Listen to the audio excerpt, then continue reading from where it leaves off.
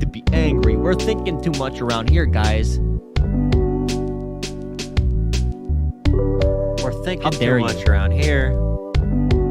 We're thinking too much. That is so cool. That is so fun. Destiny simp. Oh my god, dude. Back there. That's so big, dude. Cockeyed rooster. I never gotta said that, have a better Coco. ground game to overpower the corporate media You are structure and lying. the propaganda. You are lying to everybody. I never said that. Big lie. I'm right on the polling. I'm right on that. How about That's this? undisputed in my mind. How about this tier list? That's undisputed baby? in my mind. Going off on the tier list. Let me get it up real quick. Politics is more complicated than that. Waging political capital in an effective way. Boring. Political capital. Boring. Debate skills. Yeah. Big debate Politics skills. is more complicated than that. That is so cool. That is so fun. Big debate skills. What's up, Lotus? Alright, check this out. To be fair, I did DM to be on this. I don't know why. Oh boy, my favorite 'Cause I'm show. dumb. Look at me, baby. Representing the D tier. Boring. We need to be mad. We need to be D-tier angry. represent. We're thinking too much around here, Let's guys. go. Everybody clap. How dare you? Representing from the D tier. Yeah. That is so cool. That Everybody is so shout out. fun. Shout out to Danabo for putting me up Oh high. my god, dude. That's so big, dude. We gotta have a better ground game to overpower the corporate media structure and the propaganda. Propaganda. I'm right on the polling. Alright, I agree with this ranking. I'm right I'm a on D that. tier rapper. That's undisputed in my mind. I'm a D tier rapper. That's undisputed in my mind. Tier list based on the audience? No, there's some small people up here. Politics is more complicated. It's based on who's friends with who, and also who's waging big. political capital in an effective way. Boring. It's just like real life. You gotta know people.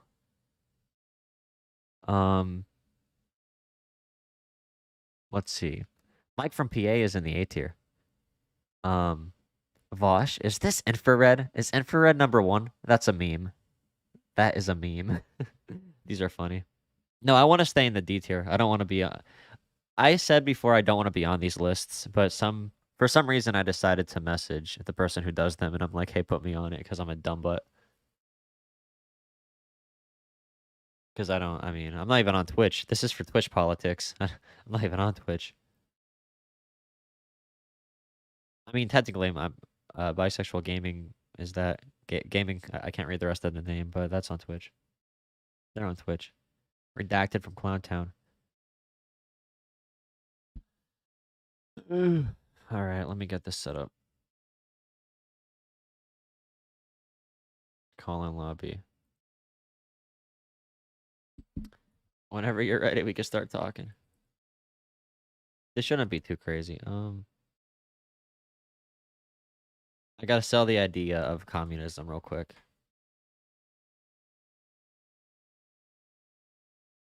If I can't sell communism, then I failed. Then my arguments failed. Is Clown World gonna be a topic? I hope so. I hope how much of a dumb liberal I am is a topic. Jolah up there. There you go. You never paid a dime in child support. Cockle-doodle-doo. True. True cockeyed rooster. Durka. Alright, I'm just waiting for a message back. We can start this entire thing, baby. Yo, what's up, Spencer? Thank you so much for the $2 super $2 super chat. $2, yes. What's up, my fellow betas? Oh wait, I gotta mute this. $2 super chat. Thank you so much. Thank you so much. Thank you so much. Can't see you though. Tom is the best rapper ever. What do you mean, see me? Here, I'll mute you for a second.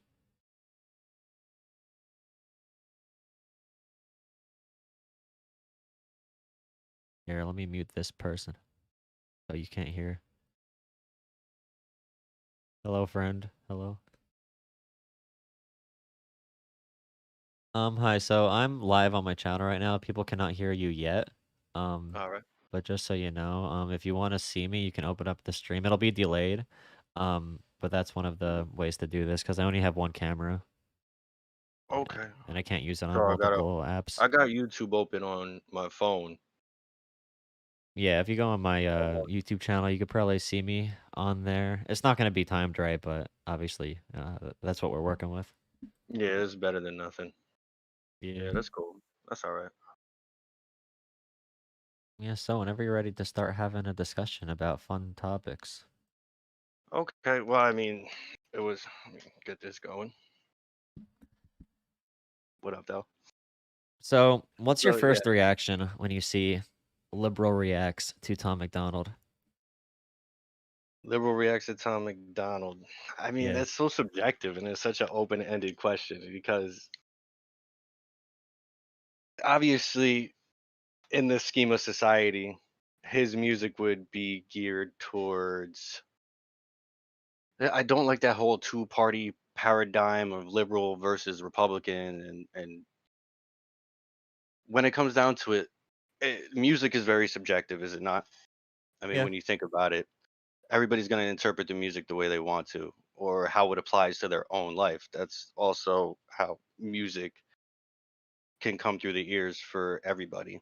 But it's funny because then I'm watching your videos and it's just like kind of pick apart because I do see it's like I saw both your reactions canceled, and I think you also did fake woke and then clown world.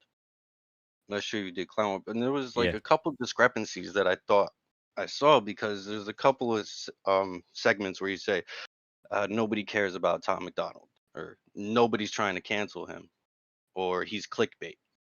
You know, he kind of says it in the song. It's like, how are you going to use his face to get views on your page, but you're calling him clickbait? Which at the same time, wouldn't you kind of be going into clickbait yourself? Yes. 'Cause, I mean, you're critiquing him, so then you would agree with that. But Well, I I think do the subject matter is is a little bit disingenuous, and I don't think he truly believes exactly what he's saying based on his prior work before he blew up.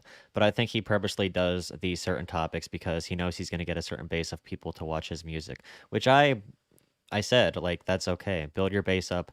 People want to hear the political stuff. If they want to hear at the beginning of every song, I'm not offended. I'm not going to be canceled. I mean, sure, that's an identity song focused towards a certain audience, just like another song or another artist might make music that's geared towards another set of people. But then I can disagree with what he says within that song. And about nobody caring about him and nobody trying to cancel him, I actually do think, like, cancel culture is an issue. Like, for example, I speak out against if a video comes out of somebody from 5 years ago of them screaming the N word, I'm very, very, very against them being canceled. I speak out against that all the time, but I don't like this victim mentality. Like whenever something is questioned, whenever like, hey, this might have a racist meaning to it, like the Dr. Seuss books. No one cared about that. This one company made a decision. We're gonna take a couple books off the shelves. We're gonna take this off, these kids books off for racist imagery. Starting that conversation shouldn't be something to get like really worked up over, in my opinion. But like I speak out um, against cancel culture in general. I would agree with that. I do believe cancel culture exists. I mean, you can see my backdrop. I mean, there's plenty of stuff that's on my wall that would probably offend people already.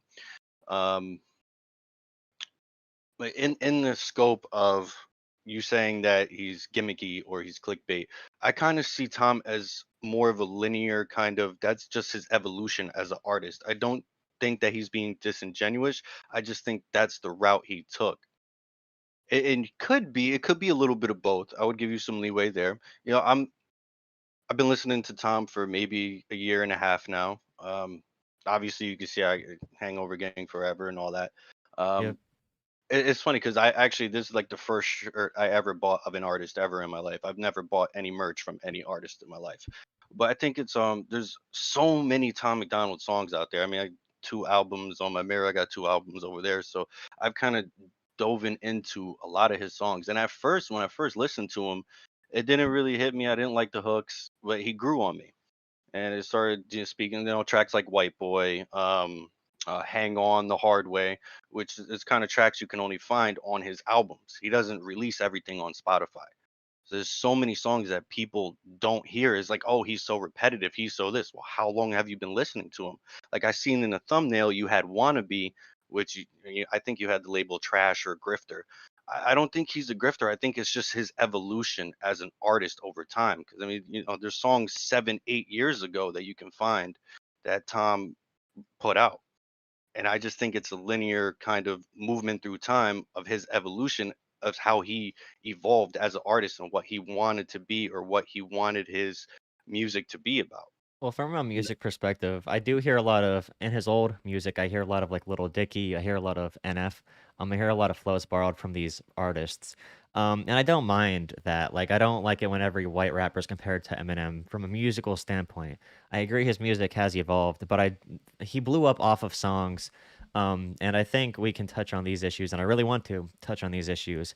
Um, this idea that a lot of white people and a lot of white men in specific these people feel like they're under attack in America, either by feminists. So we have a big debate between like Cardi B and stuff like that, like, oh, you must hate men, or if it's because of like racial justice stuff, like, hey, when you support something like BLM, are you saying you want to be pro-black or are you going to be anti-white? And I feel like his music attracts a lot of people who are looking at this like, hey, you know what? Right now in America, if you're a white Christian male or whatever, then you are a target by this woke mob. And I would assume, or I would guess that a lot of his fans do feel like that.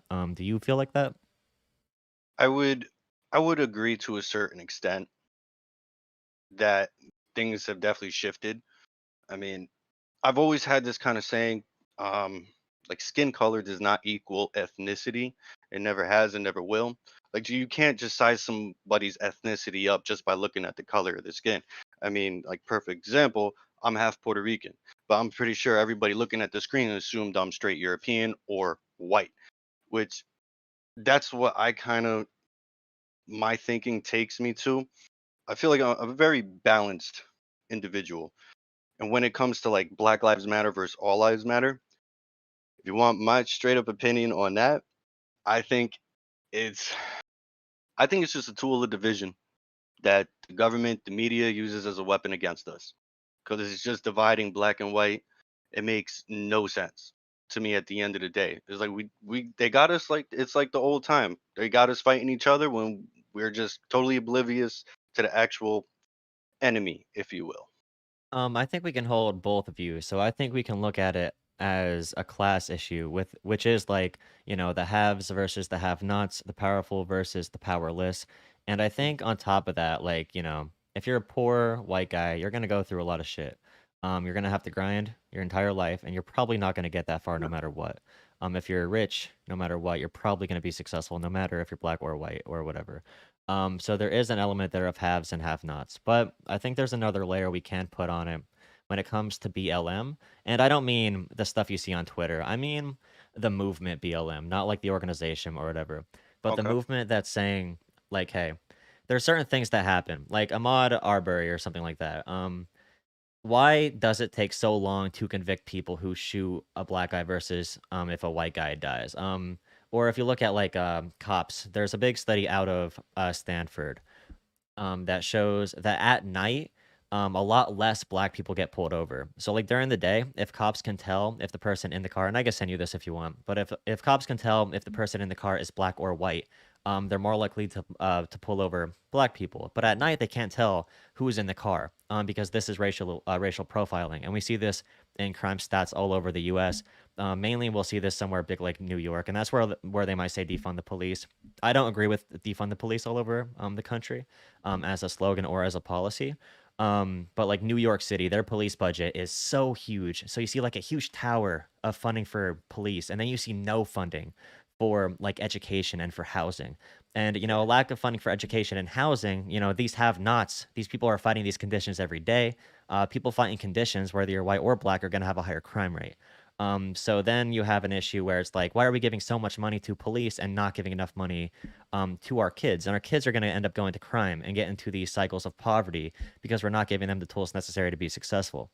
So when I look at Black Lives Matter, there's going to be people to use it, in a bad way. There's going to be people to use it to cancel people. There's going to be people to use it like, hey, white people are evil.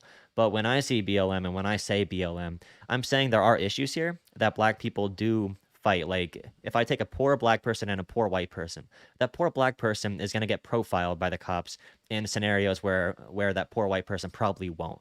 Do poor and white, or do poor and poor black and poor white people, do they both suffer under like systemic issues? Hell yeah. That's not even debatable. I'm not going up to a poor white working class person and saying, "Hey, you have privilege." Like when I say white privilege, I don't even say that word because that's an academic term. They don't know how to talk to people. White privilege doesn't even mean you have it good. They're literally just talking at the point like, "Hey, if you're white over being black, there's certain things. There's certain things that won't happen to you. Like for example, that thing I brought up in with the cops and racially profiling. I don't know what you say about that, but I would agree to a certain extent, and then I also kind of put it in my mind like we're dealing with, the poverty in the neighborhood itself. Like, where do you? I mean, it sounds simplistic in saying it, but in more poverty stricken neighborhoods, wait, I can't hear you. you good? You're good? No? Oh, okay, All yeah, right. my fault. I think it was a time delay because I'm watching from my phone.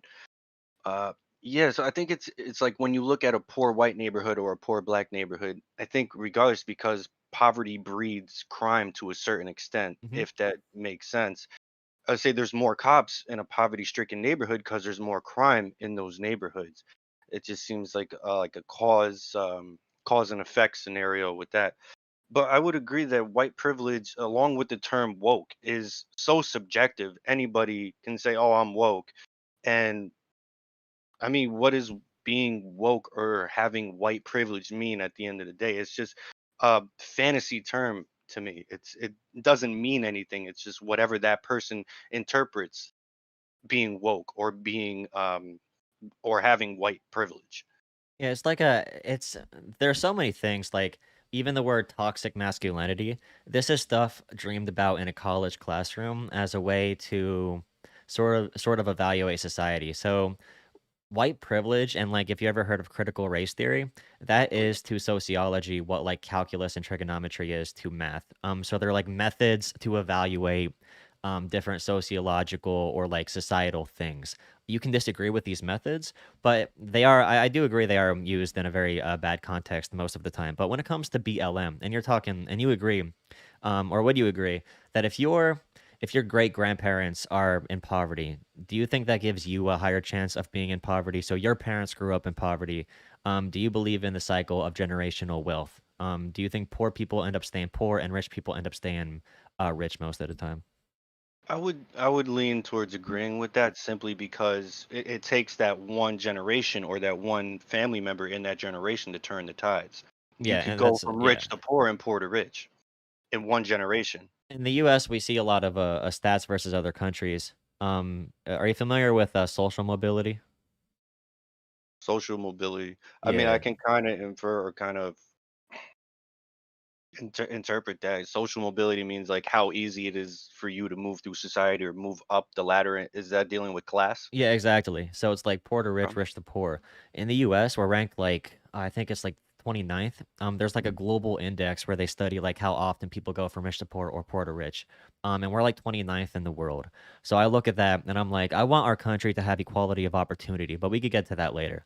I want people to be as even as possible. So how hard they work, I want people to be judged by how high they have to jump to get somewhere, not how high they reach. If you're 7'6" and you could dunk, that's not as impressive if you're, as if you're like 5'6" and you could dunk. If you start off poor and you jump super high, you're probably only going to be making at the max like 50, 60K if you get a pretty decent job in a lot of areas in this country, no matter how hard you work. But if you already start off in a family that's going to be sending you to a private high school and then to a private college, you're going to be making bank.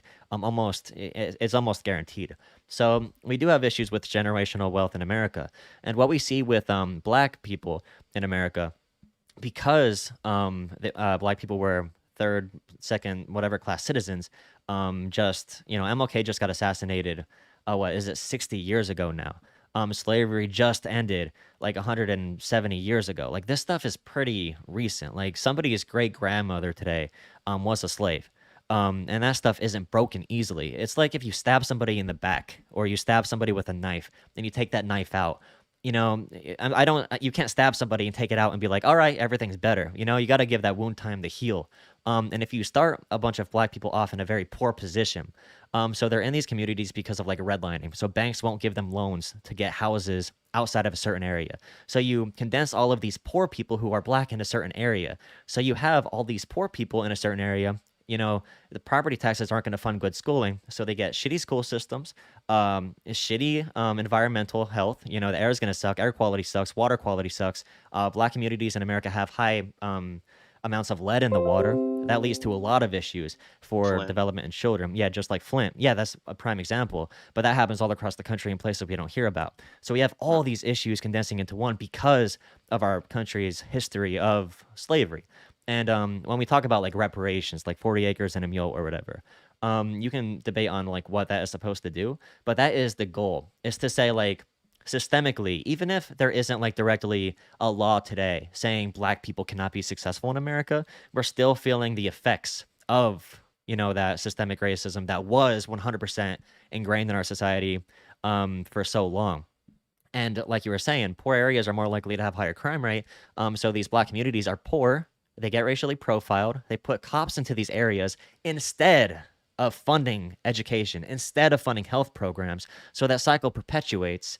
And they're locking up black fathers. They're locking up people for smoking pot. The criminal justice system is screwing over black people all over the place. So that makes it even harder to get out of poverty. So when I talk about BLM, I'm saying like, hey, we are all having issues because we're working class people. We're all poor people. But as part of coming together against the people that own our society, part of addressing that is saying, and this is what my opinion on it, part of it is saying, you know what, black people have a shitty go at it with another layer added on to already being poor. So like, you know what I'm saying a little bit? Like, this is my perspective coming up as a poor white person. And then if I was a poor black person, I just know from experience and from people I know, like that's totally different, and I know in the numbers. I don't know if you would agree or disagree with that. So when Tom says something like, it doesn't matter if you're black or you're white, it screws the system screws us exactly the same. That's why I Yeah. disagree with that. And I'm not gonna get this, this 5-minute rant out and all the nuances in this one reaction. I just can't do it. Especially when I'm not talking to people. So thank you, by the way, for having this conversation, because a lot of people aren't willing to do this. But yeah, I think that's why it comes off a little bit weird to people who are watching, because they already think I'm like liberal coming in. I'm gonna start saying white people are evil and all that stuff. But that isn't the case. See, I think to some extent because from my point of view, like I threw myself into all the Black Lives Matter protests with Antifa running around, all the riots that were happening, and in the context, it's like it's interesting that we're talking about this, but we're basically two non-melanated dudes speaking on the black experience. I mean, I don't have that But it's experience. not the And sure, experience. We just got I the got numbers, though. friends. Which numbers? I could Like, send you like the numbers I said about racial profiling at night with black and white people. The differences during the day, like cops pull over black people more. And even if we look at how many black people start off in poverty, I said in my video, I said 100%. I said black people have a 100% more chance to start off in right. poverty. And I by heard that. saying that, I meant it's around 2.5 times more. So if you are born in America and you're black, you are 2.5 times more likely to start in poverty than you are if you're white. And we can connect this directly back to systemic racism. And as we talked about, generational wealth doesn't just go away after one generation. That takes a long time to heal, especially if the government isn't going to be, if the government actually is actively doing policies that hurts your community. It's not about the black experience even. Like every black person is going to have, a very unique experience in America. It's just about like, I look at this government, what we can do, what we have done, what we messed up on in the past, and how we can fix that. So like, I'm not trying to talk as a representative for black people or anything. I'm Okay. just looking at it from a policy perspective. So the thing with numbers is like, what's your source for the 100% of that may end up in poverty? 100% of black people that it's more likely. If Here, if you look up like what percent of black people in America start off in poverty versus white people. Well, it's just the numbers itself. I've never been I used to be a really big stat person, and then I started realizing all the sources, and especially like government sources, and then sometimes you pull up sources from like Statista, and it ends up the source comes from Wash Post. So, a state of That's work in a lefty. America, based on U.S. financial stats, this is State of Working America organization. 45.8% of young black children under age 6 live in poverty, compared to 14.5% of white children, which is still pretty bad. But yeah, What would be the cause of 45.8% of that? black children. The I mean, cause of you that did is mention like the being fatherless condensed in the situation. when you talk about like redlining. So the bigger cities like New York, we could look at Baltimore, Philadelphia. These areas became primarily black areas when black people moved up north because the South was bad for obvious reasons. So once black people moved up, all the white people, this was called white flight, they moved out of the inner cities and went to the suburbs. That's why we had the like 90% white suburbs or whatever. So it's And like redlining kept gentrification. black people in these condensed communities, which were poor. And if you're poor and you grow up only seeing poor and only being around poor people without any opportunity, you end up going into, you have no other option but to go into these certain lifestyles and to, you're going to have a higher crime rate in these areas. You don't have these issues in the suburbs. So if you want to look at systemic issues, redlining, and even the fact of like generational wealth, if you look at the average net worth of like how much money is passed on from black families to black families versus white families to white families. And I'm not, by the way, when I'm talking about this, I'm not talking on an individual level because a lot of people, if I talk to them, they'll be like, you know what, I'm a poor white guy. I don't get it. Like my life sucks. You're trying to tell me I have privilege. I'm just talking like if we take every white person and every black person, what percentages are there going to be of these groups that are in these positions? Because I don't want it to be an individual thing. We can talk about individual experiences all we want. But when we look at policy and BLM and what they're trying to address, and I know people, like I said, I'll say it over and over again. These people who are fake woke, who don't want to actually fix anything, they're gonna use that as like a social thing. They're gonna use that as like a social identity. Like I'm gonna post my. Do you remember when everybody put up their black squares on Instagram? Yep, I Yeah, did that they too. everybody's gonna do that. But when it comes down to it, are people gonna say like, "Hey," and I don't mean you. I mean like people who are in the suburbs outside of these cities. Are they going to say, "Hey, I'm going to tax myself 5% more to help these inner cities get better schools"? Probably not. Everybody's going to say Black Lives Matter, but are they going to actually like address these systemic issues? In my experience, and it's hard to say it. Like if I have a lot of money, like why would I give money to these people who I feel just aren't working hard enough? But then my perspective is, as I've been saying, these systemic issues that have been happening over and over and over again. So Tom's message, I don't think it's inherently a bad one. I just think it's missing a little bit of depth. And he made the song "If I Was Black," where he gets Right. into this stuff a lot. That's where one interpretation that I think I would like your interpretation because when I saw if I was black, I didn't really agree with the message myself.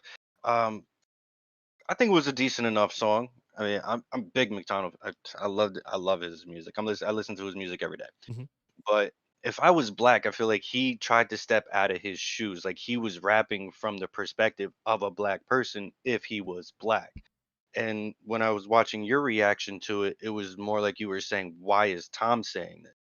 When in my mind, I was interpreting if Tom was black, he would be saying that, Yeah, but but he's not doesn't black. that So it was a kind of maybe I could say theatrical, but it was still I think he's deep. but why, I if he was black, why wouldn't he be talking like Candace Owens instead? Like what makes him talk he's um not Candace Owens. Well, I'm saying, He's Tom he McDonald. picked a certain perspective though to tell the story from either way. And I feel like his personal experience had to have informed that a little bit. He knows what it's like to be poor, and he talked Yeah. about cops and stuff like that. I think he definitely sees it as an issue. Um, yeah, But I don't yeah, know. that's I'm what I trying to was find out where we interpreting. can connect this. Because do That's what I was you ever my hear the fault, go word ahead. intersectional? Like, ever hear people like talking like that? Yeah, of Another course. freaking academic term. I didn't even know what it meant until like a year ago. I'm in my I'm gonna be a senior in college, and I still didn't know what it meant. But that basically means like there's certain level or there's different layers of this stuff. So like for example, if you're poor and white, you can have white privilege but have poor disadvantage. If you're rich and black, you can have rich advantage or rich privilege, and you could be disadvantaged because you're black. It's not like it's not like a game to see who's more uh, who's more disadvantaged. Like I hear that a lot. It's not a game to be like, all right, who's worse? Oh, you're a black gay woman who is poor. Oh, you win the prize. You're the most. That's not what it is. All this stuff is really just an academic way to look through this stuff. But I'm sure even if you looked at liberal sources before, um, I don't know if you would hear what I'm saying right now because I don't know any people like on CNN or MSNBC. I disagree with them because I think they dishonestly portray these messages as well. I think their cause is to also make social conflict in a sense. Their cause is to represent it in a social way. But like my cause is making sure we address this all systemically. And if you want to talk about like Appalachia and coal towns and all these Rust Belt communities, I can talk about those systemic issues as well. Like I'm well versed in all this stuff. Yeah, I grew up in these areas. So it's like this is my approach to it. I just want to try to do the best I can to look at all the systems affecting us. And my reactions to Tom, you could probably tell a lot of it is like trying to get people to to leave funny comments. A lot of it is. That's why I make the thumbnails I like liberal reacts. I I look noticed. angry. It's Yeah. clickbaity. It's like, yeah, but you're doing your thing, which is getting views, which is why I ended up on here to begin with. Yeah. Which it was funny because I'm like, wait, why is this guy calling Tom clickbait on the very song where he's Or saying I'm you're using using clickbait. my face, yeah, to get clicks on his page? A hypocrite's a mitts made. Like, Yeah. sorry, I didn't mean to let Oh, that no, you're curse good. slip out. No, that's fine. That's But yeah. yeah, so it's just like, oh, why is he doing that? I'm like, but then I watched the other reaction. I'm like, wait, he likes some of the bars, some of the hooks, so he's a balanced guy. It's not like he's trashing Tom all over the place. He's got your good views and your bad views. But then it's like I saw your reaction to your own reaction of Clown World, and I'm like, you're like, how could people be so mad? I'm like, bro, you're doing a reaction on your own video. Maybe it's not, 1.7 thousand dislikes. Maybe it's like people not exactly don't care about Tom. They just don't care about you. No, I thought that was Because funny though, because it's it was like funny. Because I was like, people wait, what got do you so mean mad. nobody cares about Tom? You're doing a Well, that's what I reaction was about saying. Tom right now. Well, I wasn't doing it to like cancel him or to like hate on him. I was just saying like this stuff is kind of dumb. Like I wasn't doing it and like I'm so mad right now. I can't believe he said that. And he gets millions of views and he only gets a couple thousand dislikes, which is good for him. Not that many people are mad at him, but I think he does let it get to him too much a little bit sometimes. Like he made that one song. What was it about? It was his like generic or not generic, but like his general response to, is it called No Response? That one song he made. No Um, response. yeah, Yeah, there's, like there's that track, there's no not that many response, people. I don't know, where maybe he he got went into a couple off. of things I don't know about. But it doesn't seem like there's any articles about like, Tom Macdonald dangerous. Like Eminem back in the day, he had the government trying to cancel him and to can and um drown him out of the airwaves. I don't see Right, anything like that and for the Tom. parents were too, but the Yeah, parents yeah, the were also parents because too. you had a lot of adults, like, calling on that stuff, which, I mean, it's Yeah. freedom of speech. People can rap. I mean, look at Cardi B, she raps about. I mean, I try to be consistent because in the '90s, look at what they was rapping about in the '90s, rapping about the same stuff. I'm 31 myself, like, I've been out of college for a very long time. So it's like I look at the '90s and I'm like, well, we had our kind of sexual, crazy, Hmm. druggy music, Yeah. but now it's like in 2021, there's sexual, crazy, druggy music, but we're older, so we're just like, I don't want my kid listening. I don't have a kid, but I was like, I don't want my kid looking up to Cardi B or Nicki Minaj or Rainbow Hair. I don't think she sees herself as like a role model. I think she said that too. Yeah, My yeah, whole thing about it is like you said it. If you know about rock, if you know about country, if you know about any of these genres, like Lil Wayne in hip hop has a song called P Word Monster. He has like 50 yeah. songs I remember that one. aggressively and very descriptively talking about sex in the same way and maybe even deeper in some ways than Cardi B's song is. And you can say like Cardi B's song blew up. I mean, I wouldn't punish her for success. I don't like these messages anywhere. I don't like the over sexualization of this stuff anywhere. But I also think I think it's a liberation type of thing. Like, um, when Cardi B says this stuff, forever it was okay for guys to say it. Like every rap song I heard growing up, people were saying that. Every rock song, my family used to listen to Kiss at every at these Mhm. cookouts, Yeah. because I live in the coal like a coal area in Pennsylvania. Like That was Kiss. That was Headstrong by Trapped. I can name a bunch. What's that one band called? The Sound of Madness. Who made that song? Shinedown. Let's Like see. Linkin Park. Like all these people. Linkin Park didn't talk about that stuff, but like Shinedown and all them, they were all rapping or singing about this stuff from the perspective of a man. But now a woman's doing it. I don't see why it's such a big like issue for a woman to do it. You could say in general, like, I'm speaking out against everybody that does this. But my only Oh, problem is, like, Tom speaks out against rappers who are doing, like, drugs and stuff, but he never says, like, these men gotta stop talking about their dick size or something like that. So, like, I feel like it should be on well, I both mean, sides. in sad rappers, he did call out the rappers that were all rapping about drugs. What's the other track? Damn, man. Now I'm trying to recall a track because I'm also watching your chat and it's kind of entertaining. I mean, Erica says, like, God forbid girls look up to sexy women. It's not, in my opinion, it's not her about being sexy. It's her about. I mean, if you look at the background of Cardi B, she was a stripper. I mean, so what? She was a stripper. People got to make their money. But then she would take Johns into the hotel rooms and rob them Oh, yeah, and that's then bad. leave. Yeah, I think that should have been spoken So out against yeah, I more. don't want my daughter looking up to um that. I mean, it's nothing to do. She's a beautiful woman. She's sexy. It is what it is. But it's also the personality. It's also what she did in the past.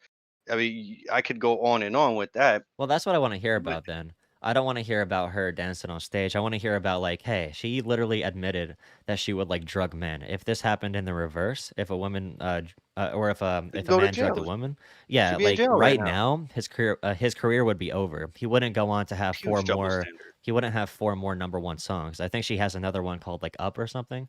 That's a number 1 song. Yeah, you could definitely criticize her on that. I just wanna see that, though. I don't wanna see and Tom could go into that, and I would respect that more than just saying like maybe that's what he meant when he just said our girls are looking up the Cardi B. But if you say girls and not just people looking up the Cardi B, I feel like you're suggesting that the issue is women being sexually liberated, and I don't, I don't get down with that type of thinking. But like the other stuff that you just brought up, definitely. I mean, see, it's like I'm reading the chat at the same time, and I like the chat is balanced too, at the same time, and that's why I could go back to music being subjective, and everybody likes their own thing, like WAP. If I had a daughter, a 12-year-old daughter, I wouldn't want her listening to WAP. I would just want her being a kid, running around on the playground, not thinking about sex. Which that's another systemic issue, I think, in our society is kids have been too sexualized. They're I coming think into sex way too early, where they don't need to be thinking about that type of I stuff. think one of the issues there is there's not enough education on it though, too. Like when they see this stuff, they're like for example, if you're like a girl or a little boy growing up, and you get no education on how to properly approach like sex and like going through puberty, and the first thing you hear is either Lil Wayne rapping about it or Cardi B rapping about it, you're gonna get a little bit of a distorted view on this. So That falls back to parents, in my opinion. That would fall back to the responsibility of the parents to educate them. It but I has nothing think to do with the government. Like, I don't want the government involved in raising my future children if I decide to have children. but it I seems don't want like the government the involved with the school involved either.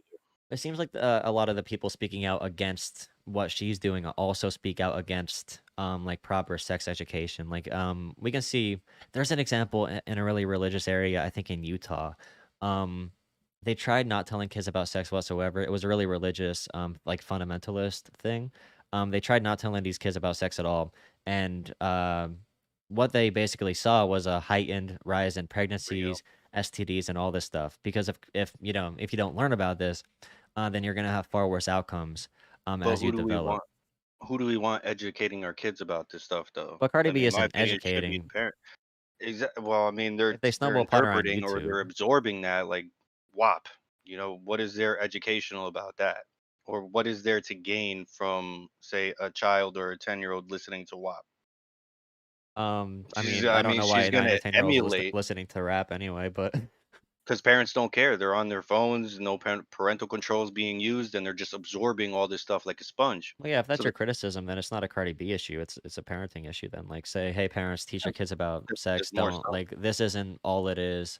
And I feel like the sexual liberation movement, there's sex positive feminists and then another group of feminists. There's so many and wait, what's your opinion on feminists by the way? I don't. feminine used to be like Tom said, feminines used to be the most righteous of fights. Now I think they just secretly hate guys. Um, yeah, it's becoming a topsy-turvy world where the third wave feminists, it's like they want to be guys now.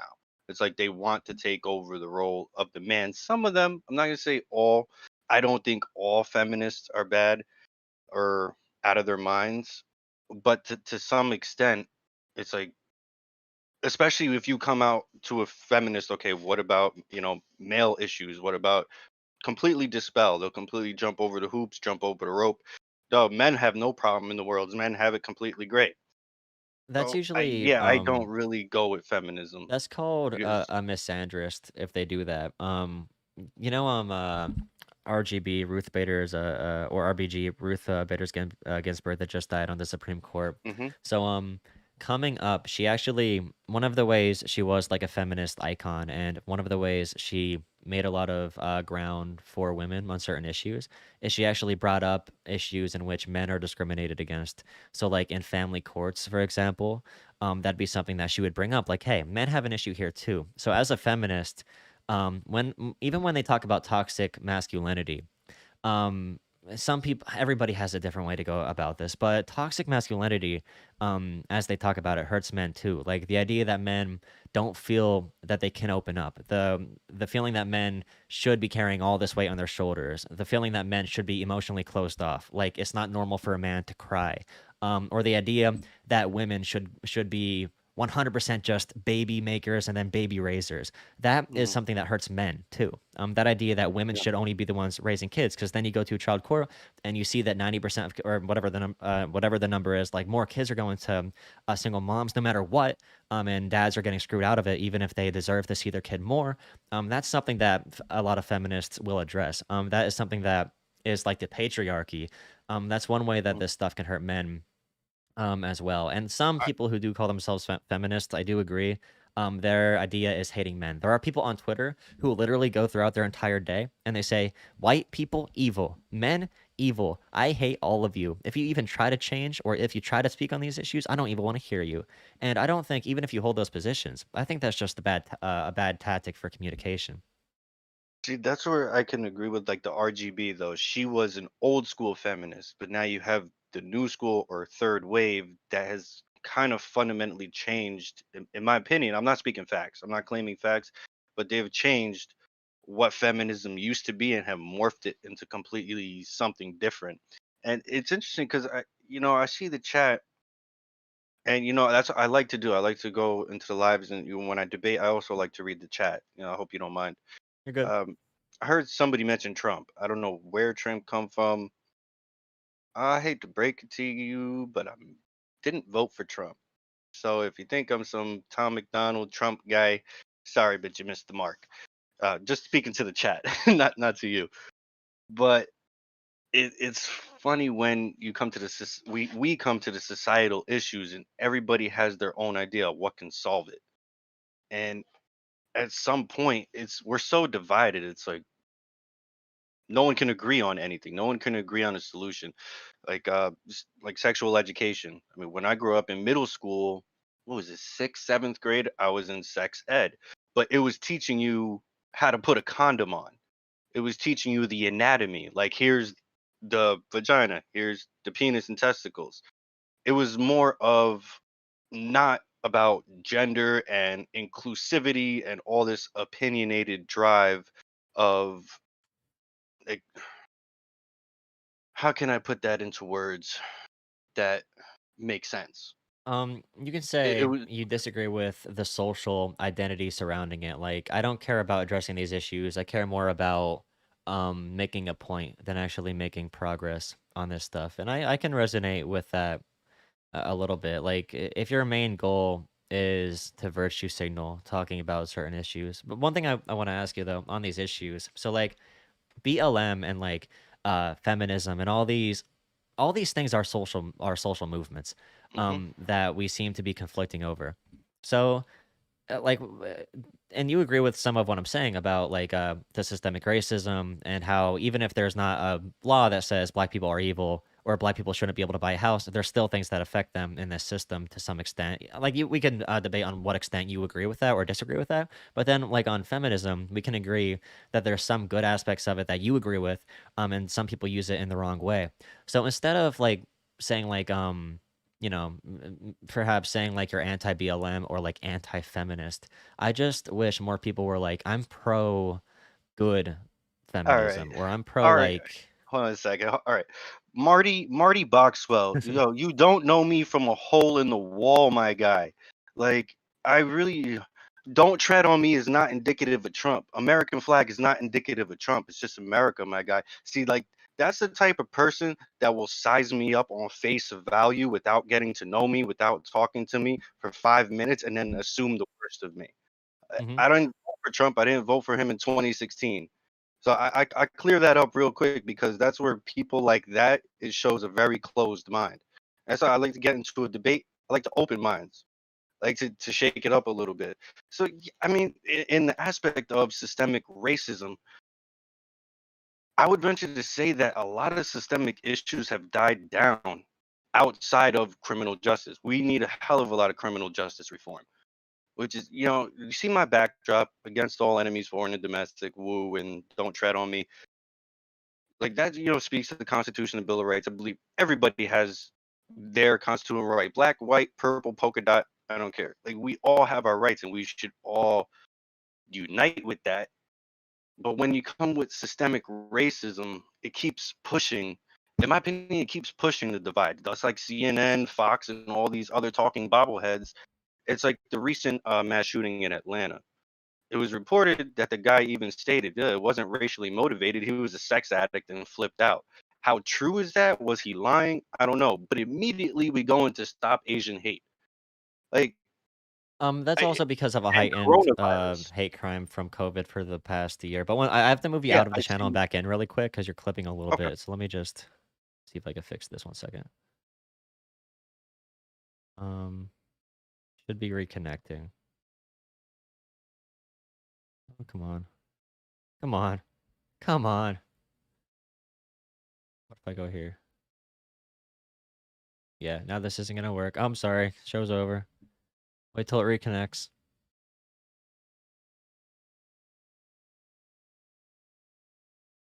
Hello? Can you hear me?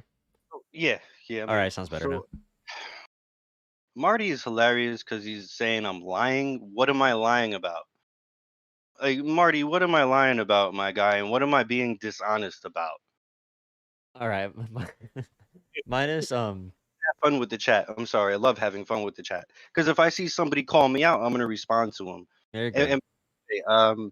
if Marty wants to know, or if Marty cares to know, or thinks I'm lying, I really don't care either way. But yeah, I did not vote for Trump this election. I'm registered independent. I consider myself libertarian. I voted for Joe Jorgensen, Marty. Who did you vote for? You're so progressive. You probably voted for an old rich white guy, Biden, that you claim to hate rich old white guys, but still voted for an old rich white guy. I voted for a woman. How progressive are you? All right. Hey, Move. Biden is doing the stimmy for the economy. I like that bill that just just came through. But Jorgensen was going to do the same thing. well, I Jorgensen, interviewed her. She wanted to abolish the government, which is a topic I want to talk about. uh, I abolish actually the did interview government. her. Yeah, she wants to get rid of the government completely. I interviewed her before. That's not libertarian. But I never said what interview I'll send you because the link of I when I watched interviewed a her. lot of her interviews Yeah, we could because talk about that then. But she wanted to abolish certain departments, certain agencies, but abolish the government flat out. That's anarchy. That's not libertarian. well, okay, what's your general view on government? Do you think more government bad and less government good typically? Yeah, yeah, and I would be more right leaning for that. Okay. So my view on the government is I think the government needs to be very strong. I think it needs to be a powerful government, but I think it needs to be owned by the people. So when our country first started, we had a big crisis. And this crisis was between the shadow government and the real government. So the shadow government represented every powerful entity that we had no vote in. Hmm. So every big business like Amazon and Walmart would be that today. The shadow government. We can't vote on what Walmart does. We can't vote on what Amazon does. Although Walmart owns my where I grew up. my local economy. It wiped out half the businesses. We can't do anything against them without the power we have with our vote with a strong regular government. So a government by the people for the people that works on behalf of the people. My issue isn't with government. My issue is with bad government. I think we need a powerful Okay. government, but the ownership of that government needs to be for the people. So for example, if Amazon and Walmart, if they use their money that they made in the private market, if they use that money to influence the government, they're rigging the game because the government is the only tool as people that we have to organize and have power against these entities. Just like Teddy Roosevelt and trust busting, making sure no monopolies form, all that kind of stuff.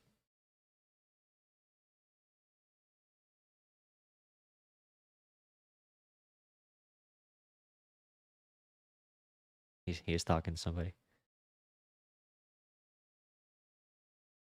Sliding with Biden, gliding with Biden. It's all good. He can glide with Biden. But to your point of having a powerful government, the only issue I have with that is when government did. Oh no, he's frozen.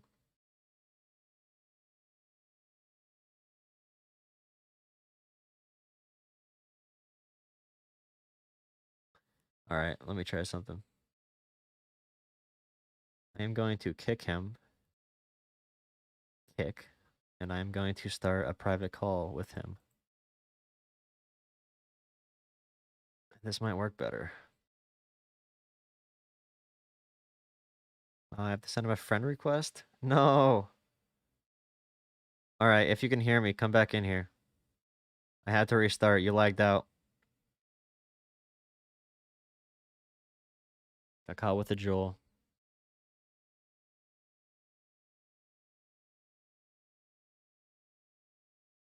Powerful is a strong word. I think efficient is better. No, I want powerful for the people.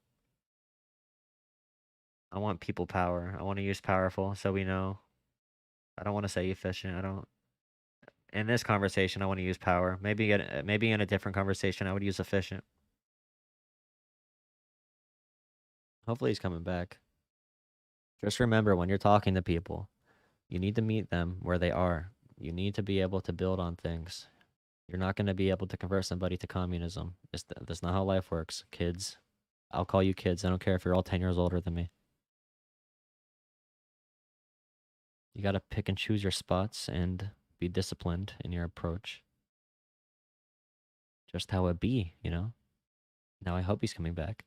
If not, then we can have. Yeah, I want to get into the government and unions, and I want to talk to people who represent actual ideologies in America. One big thing about this online space is I'm going to find a bunch of socialists and communists that I'm never going to meet in real life. A guy like this is going to have an ideology closer to what I'm going to meet in real life of people who are like, you know what, I hate the two parties. I hate the government control. I hate all of this, but I want us to come together, and I want us to come together. The have-nots versus the haves. This is a real conversation. This isn't some type of internet conversation about Destiny or Vosh. So this is going to be a lot different from what you usually hear. You probably are 10 years older than me. Yeah, efficient's not what I'm going for, though. We need a powerful system in place so that we can defeat the shadow government. That's what we should be calling the corporations. We should be calling the government the people's government, the government we need to be working on our behalf. And tried Prime's panels? Sometimes. I got a D on my panel list, on my tier list. Don't worry, I'll be coming soon. JK, I'm gonna be starting my rap career soon and quitting. But yeah, check out my raps, by the way. I'm a sick rapper. Your Wi-Fi booted you off? Damn. All right. There's another Tom fan I was gonna bring in. I don't know if Logic is coming back. The shadow government is the term used in historical books. That's how they looked at it for the American Revolution and all that stuff. And like different rebellions in American history. You like that term? Good. See? I'm not a D. I'm not a D tier. streamer. I just don't have a. It's not in your Discord now. Oh wait, here. Accept my friend request. Wait. Here, how about this? We're gonna try a different server. I'm not a D tier streamer. I just don't have time. I just don't have time to stream for 12 hours a day. Here, I sent you another Discord server invite. Join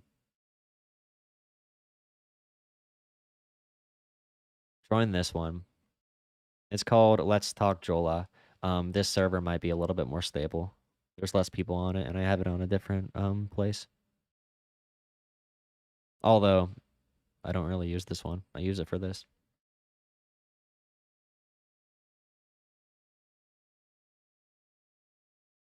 I was confused why, but this is good to talk about. Yeah, that's what I'm saying. That's the goal. This conversation is the most realistic conversation you're gonna hear on YouTube all week. Like honestly, this is a conversation I have in my daily life, every day. Like, you think people talk about philosophical concepts and the difference between capitalism and socialism in real life? You think people talk about Discord servers in real life or anti-fascist Discord servers? No, that's not real. It's not real at all. They do talk about Cardi B all the time. Talk about all this stuff. SSN, true.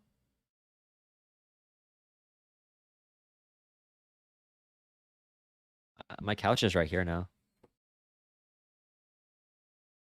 Is Rex still here? What a disappointing thing. So how are y'all doing? Yeah, true, Lotus. This is what you do with your friends, since you think so differently than them. The lists. Like, that stuff is fun to talk about. But are you really? How many conversations you haven't received anything? Look in our DMs. Oh, wait. Ah, shit. Add friends. I sent you a friend. Oh, you're not accepting friend requests. Here, do this. Here, try this. Okay, this is my extra Discord. I'm putting it in the YouTube chat right now. Open up YouTube on your computer and join this Discord.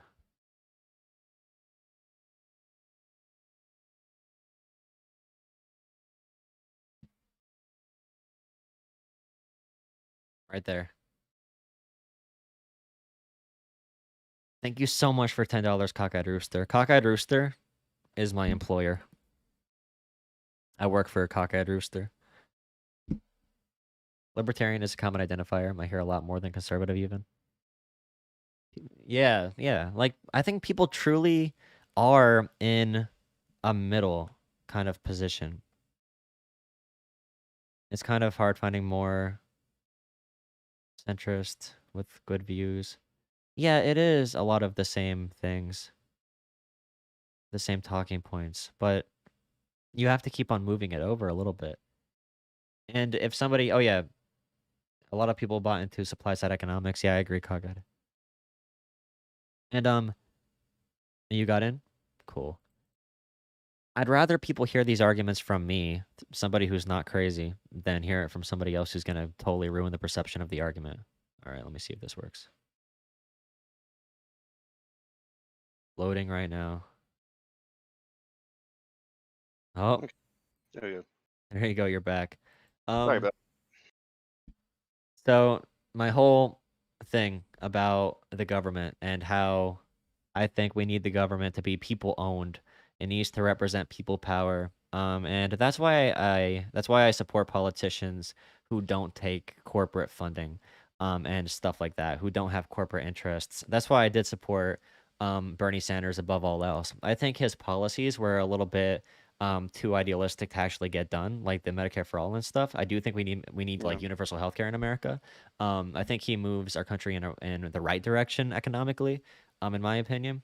But the big thing to me is government needs to be for the people, and that's what our founders felt as well. That's one thing that you can use to prevent tyranny, is having like the Senate and the House be used to represent the people. But what we see right now is they're passing bills people don't like, and they're not passing bills that people do like. Like marijuana, for example, is something I like, was just holy about to shit, say that. like that's taken so long to get done, and people And have people been want for it. that for like 15 Yeah, years now, like by a big majority. It's that's what crazy. it's obvious that our government is being controlled other than we the people. It's explicitly cannabis legalization because we people have been asking for it for years and they're just not giving it up when it's less damaging than say alcohol. I mean, how much medical that goes into the medical debate too. And how much money are we spending to treat cancer or all these diseases like liver failure, kidney failure? To treat people who have become alcoholics and destroyed their lives over alcohol, but you're not going to legalize marijuana. And that's another thing, like we're all adults. I think whoever wants to inject or drink or smoke whatever they want into their own body, that's their own choice. They should have the right to do what they want with their own autonomy. And that goes back to having the shadow government control everything, which it kind of brings up the question is what does the government really want? Do they want the best for the people? Of course not, because if they wanted the best for the people, which is why I can't understand why they just don't legalize it. They can make hand over fist in taxes back from legalizing cannabis. They need bargaining chips. They need something to say Yeah. like, "Hey, we did something for you," Yeah. after all this time, and that's the big thing. That's why I think, like, for example, say there was no government, say there were no regulations on corporations.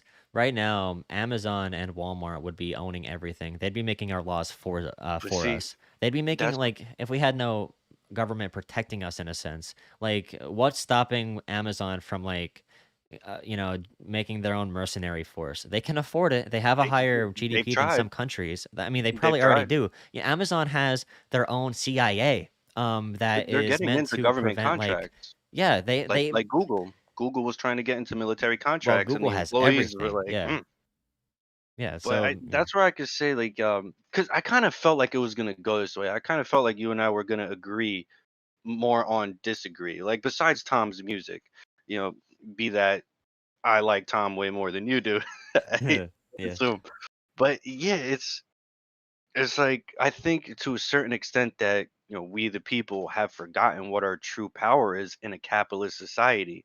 If we want to destroy Amazon, the only thing we would collectively have to do is stop buying from them. But But that's it's not gonna such a happen. damn yeah, it's such a damn good idea. They're worldwide. It would it would take nothing short of a miracle to get people to stop buying from Amazon, me included. I ordered shit from Amazon the other day. I'm no better. You know, but it's like that's where we kind of forgot our true power. Stop buying from companies that you don't like. Stop buying or funding. Stop funding. See, well, that's the whole hand in hand fist because we're getting taxed by the government and the government puts the money where it's want. We don't get an itemized bill of where the government puts our money, Mhm. but the government wants everything itemized about us. But Yeah. yet, if we don't pay the government, they send what men with guns to our house and put us in a cage. If we want our money from the government, well, you're SOL. I mean, that's where it's like to the point of a powerful government. Where do we decide that we should take some of that power back? Mhm. Yeah. And Yeah, I don't what's the wanna make the answer to that? government Because I don't smaller know. per se, but I wanna make it more controlled by us. So, like, Well, I'm not really a to have more. socialist or capitalist. Like, I don't really rep either system.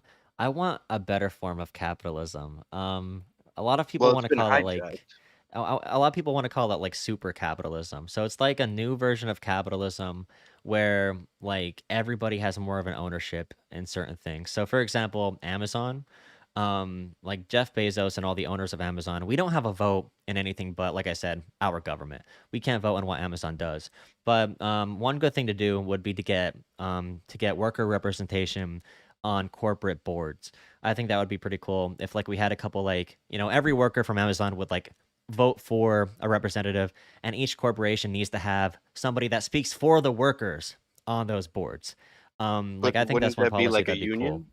It'd Wouldn't be that be sort sort of of like like a a union, union? but it would give workers more of an actual just like say in what the company actually does, not just bargaining power between unions and the company. So like a union sort of bargains, they use their collective labor to bargain.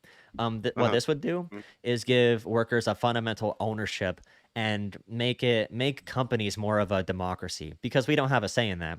And if we're not Yeah. going to come together collectively to like, I'm all for worker power. That's my big thing. I want workers to have more power. I want poor people to have more power. I want regular people to have more power, and I want elites to have less power. So that's what I'm looking at. Like, what policies can we do to accomplish that? What can we do to fix capitalism?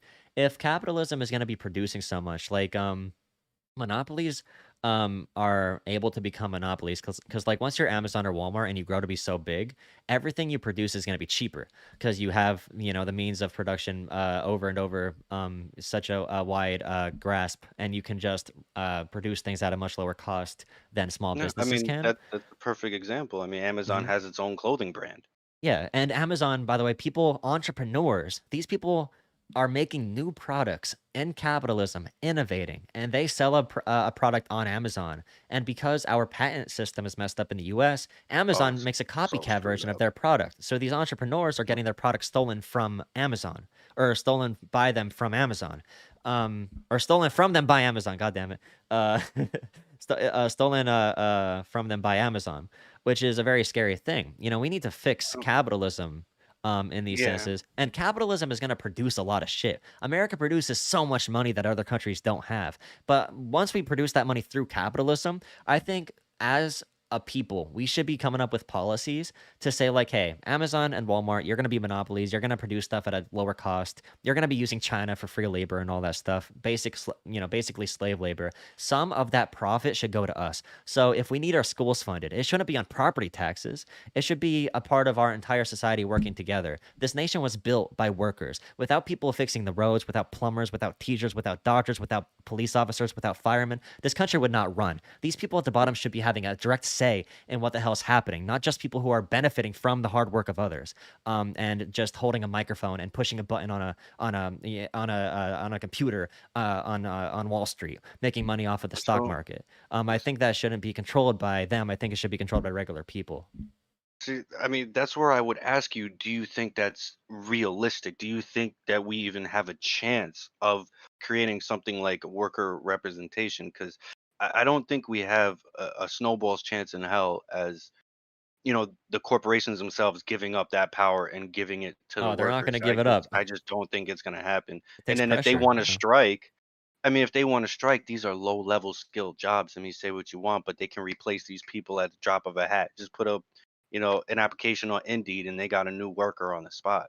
Well, not if they That's the all only strike. like So I okay, mean, you got temp agencies just too. I one mean, one like call from just Amazon, one you got test, like one eye test for you. So Amazon is spending billions of dollars, and they actually spent money to organize their own CIA to prevent union organizing. And they're going on a big propaganda campaign to prevent union organizing. I think if Amazon could just hire new people, they wouldn't be doing this. I think there's a reason Amazon feels the need to spend billions of dollars. I think you're mad at chat right now, but I think, I think no, I there's was just responding. okay. I think I there's. take it in strides though. Ain't nobody getting me Do mad. you I think it's believe what I weird? believe. Do you think it's a Believe little what bit they weird believe. though that Amazon feels the Well, need to prevent unions so much if they think they can just hire yeah, new of course. people? Because they have to Yeah. prevent worker power. But like Amazon That's increased their every wage to company though. 15. They need to like companies have to compete for labor too. So that's why they're paying $15 an hour. Amazon can't hire some random people who don't want to work. They do need production in their facilities. So these people coming together who know what they're doing is gonna get better wages. It is gonna get better healthcare standards for these people. But in general, like supporting politicians who say, I'm not gonna take corporate money. My big issue with Trump's economic plan was his tax breaks. Although I like the tax cuts he made for regular people, I don't like that 99% of the tax cuts went to the top 1% and added tons to our deficit. I think if we're going into debt, if we are going to go into debt anyway, I think that debt should be for the people. It should be for $1,400 checks to our people instead of, Yeah. Amazon, who already controls the government, they control the government and the private market, and now we're going to take out debt for them, us, the working people. We're going to take out debt for them. If we're taking out debt as a country, that should be freaking helping us, dude. I'm sick of them taking this money and giving it to the people who are already ahead. Like this Yeah. stuff freaking kills me. And that's when we talk about haves and have-nots.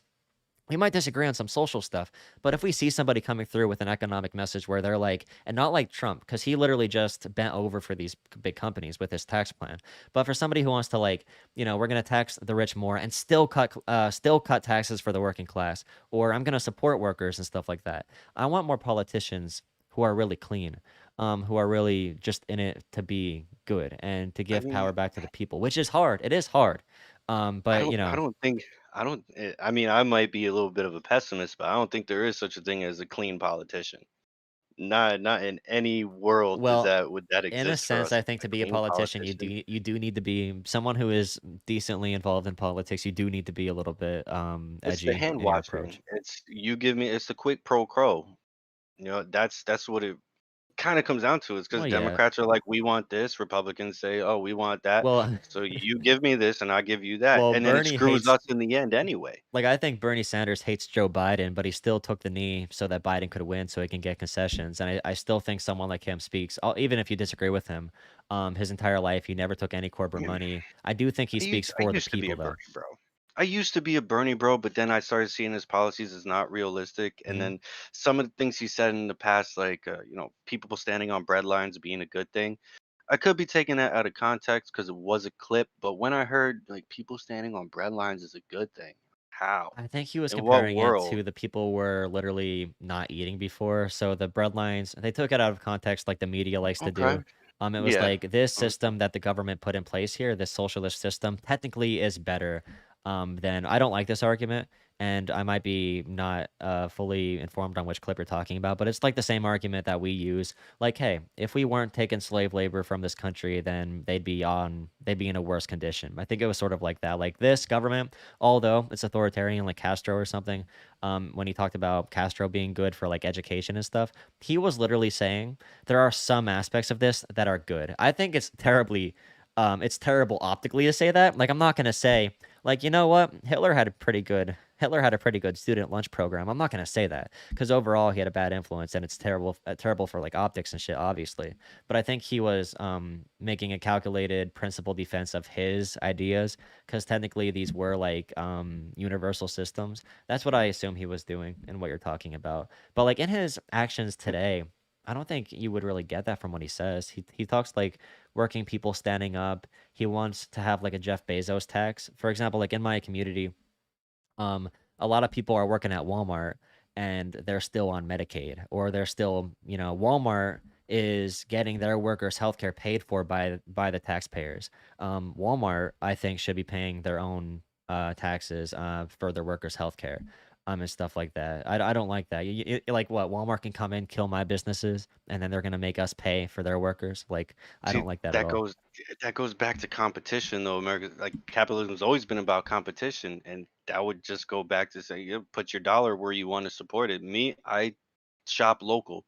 I go to all my local businesses. I barely go to all the big box. Like if I'm going to a hardware store, screw Home Depot and Lowe's. I'll go to my local owned business, and that's where I could kind of, because I don't agree with socialism. I mean, when I came up, we was told that shit never worked out. Everyone tried to try it and it didn't work. And people say, "Oh, but what about Venezuela? What about Norway? Oh, but they're not traditionally socialist. So why are there no socialist countries right now?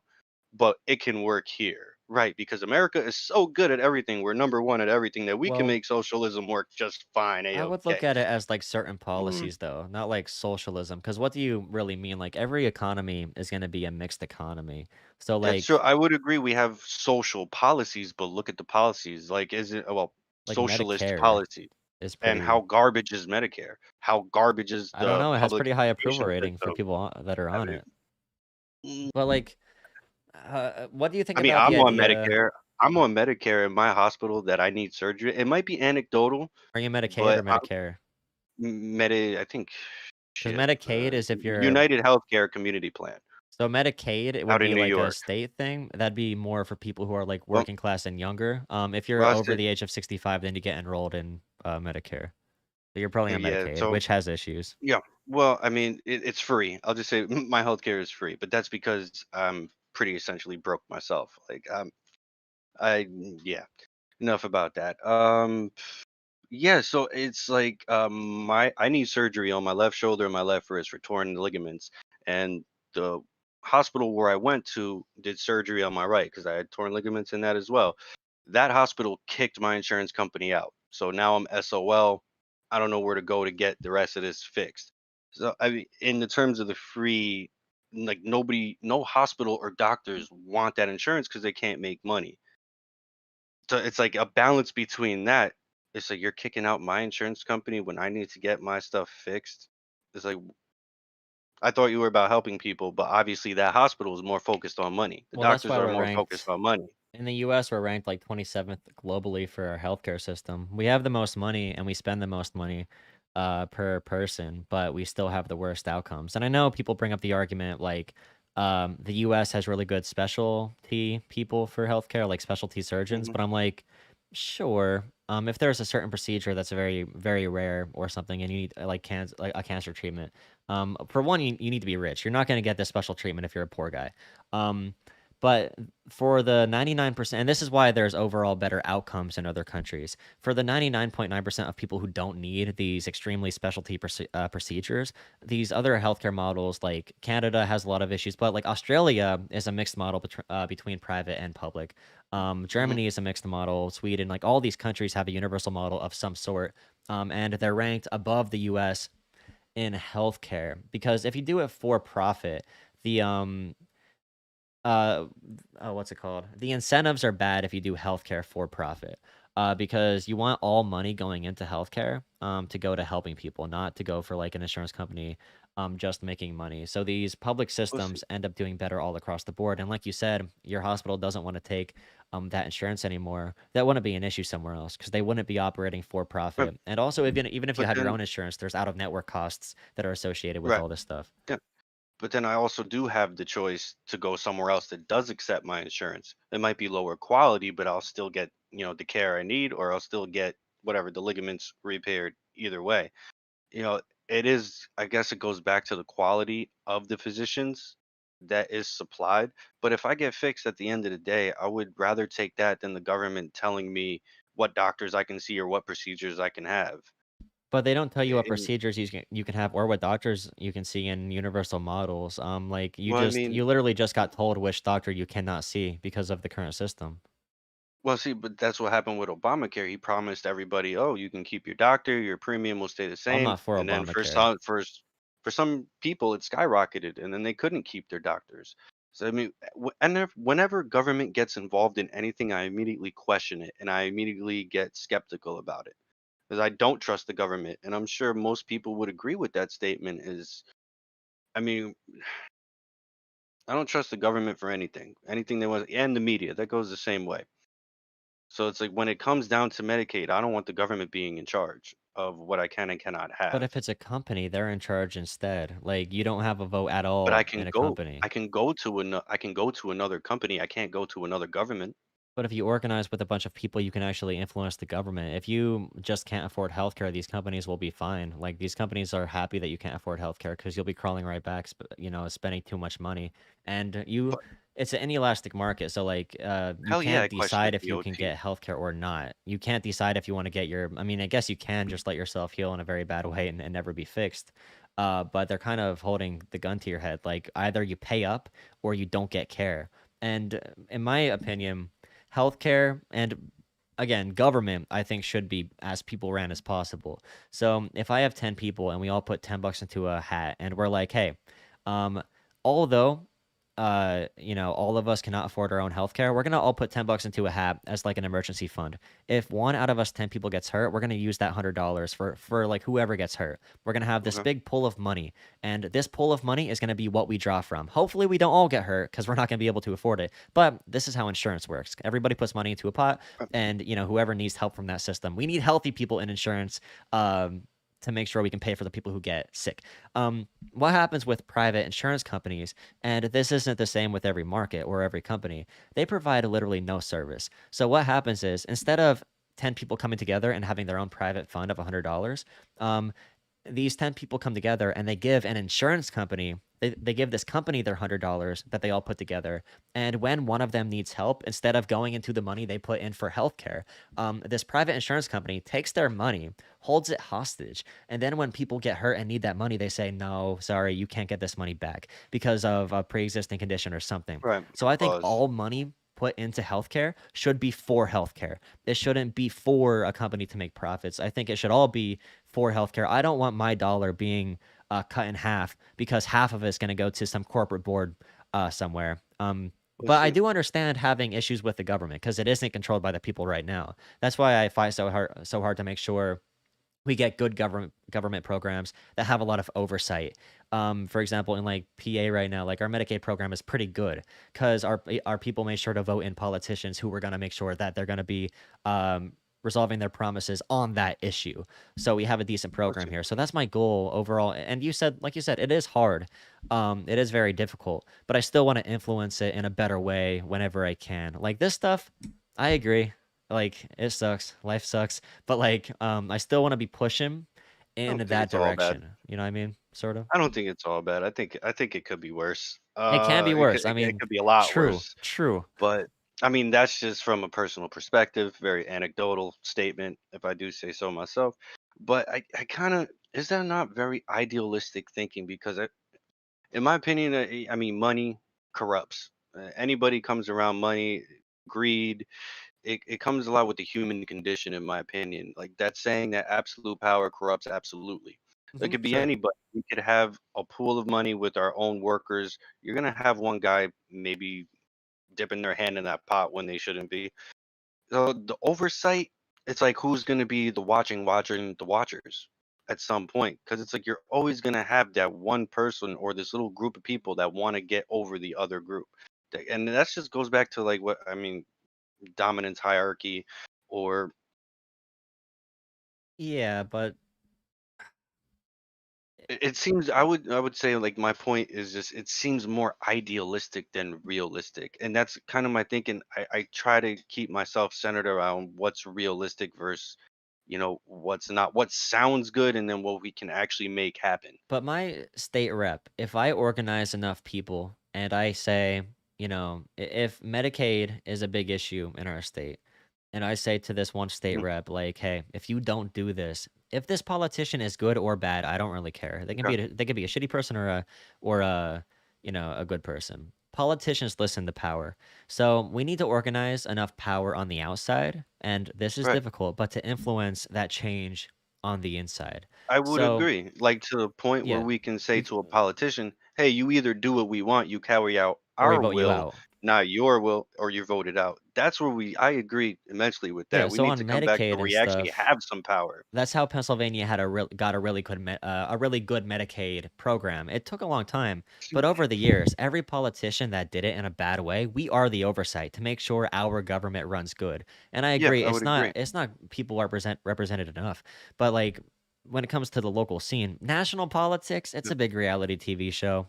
People Yeah, talk yeah, it about that is. all the I time. mean, It's a fun topic. We don't, it's important to vote in. It's important to pay attention. But the real change happens at the state level. So like every politician I vote for or I speak on, I want I to make would sure say they're it's doing smaller than better. that. You can go to the county level Oh, and definitely, the sure. town level. That's where everything should start. We need to go back to the ground base of local and start, city council. Start voting out these city council people that just don't have the will of the people and they're doing whatever they want to do. Yeah, like yeah, in general, I'm trying to think of another topic I wanted to hit No, on see, I think there's because I'm some, trying to yeah, connect some this of a the little chat bit. is misunderstanding me. No, it's because it's like some of the people in the chat are saying, "Oh, then don't challenge anything." I'm not saying don't challenge the status quo. The status quo kind of is, it kind of sucks. It could be much better. Like I'm not saying don't challenge the status quo. Of course we need to, like, and yeah, I mean, who would disagree with money corrupts? I'm not saying let's not give unions power and let the capitalists have it all. But see, this is where maybe some of the people in the chat, because I know you said it before, like our capitalism has been hijacked. We don't own our capitalism no more. The elites control it. In my Yeah, we opinion, need we super live in an capitalism. oligarchy. We live in an oligarchy where the elites control everything hand over fist. Yeah, that's why I think we need more democracy with like a more a system where it's like better capitalism, where there's actual I think, competition. Like actually, but if I you think work harder, you get ahead. If you don't work hard, you fall, or something like that. so. The one thing I would be for with that is term limits. 110%. We need term limits for Congress and Senate. And another thing, we need all this special interest or all these lobbyist money out of politics. Like all the money that like what CPAC or APAC or the whole alphabet or Amazon donating to a campaign, or I'll say like Soros donating to a campaign. We need all this garbage special interest money out so we can get our power back. We the people, we don't have money power. We have people power. We have speech power, and we can vote people in and out the way we want. But when they have all that money, it makes it very difficult to do that. But see, we don't live in pure democracy, Nicole. We live in a constitutional republic. I mean, yeah, your bells and whistles want to go off with that. It's just facts. We live in a constitutional republic mixed with democracy. Do you think more Just democracy because would be a good thing? I would stand a little bit cautious with that, just because in my opinion, it's not a brand new saying. It's not like, mind blow, whatever. It's like just because 50% or 51% of the population wants something doesn't mean that the 49% should have to go along with it. Like that's where I go with libertarian. Like I'll leave you alone, leave me alone. We can get into the debate of I don't know, just because I value my Second Amendment right, you don't want to carry a fire, you don't want the Second Amendment, fine, just leave me alone. Leave me to my stuff. I'm not But how hurting do we make anybody. sure I'm not doing Amazon leaves anything. us alone, or that Walmart leaves up, or Walmart leaves us alone if we don't have a good enough democracy, so we have that like protection for regular people? Like by Well, ourselves, the only without the government in only place, we don't have any rights. Like without the Constitution, we don't have any rights, and without the government, right, we don't have any right. rights because we can't collectively organize and say, "Hey, this is the people's government. We need to take control. We need to make sure Amazon doesn't stomp us." So I feel like you sort of have, and I don't know if you feel this at all within yourself, a little bit of a conflicting view on it, where it's like, I want to be left alone, but I also think we should Right. come together. But I'm not sure what the right way to do that is because it seems a little bit idealistic to do so. And even if we can come together, I don't know if it'll work because some people are a little bit crazy. But That doesn't also, mean our country is pretty complicated. So like we need to work at local levels, but also, there's so many things conflicting. So yeah. I don't think it means we shouldn't try, but I also think we need to be very careful about what we're stepping into, because America's been left leaning and leaning more and more to the left for a very long time. And look at the Democrat controlled cities. What's going on over there? Poverty is increasing. You got more rights violations in those cities more than, the red states. Or, you can come at me any way you want. I'm not blue or red. I'm very much in the middle, which is why it probably does seem like I have some conflicting ideologies, because I'm a balance of both. I'm a balance of left and I'm a balance of right.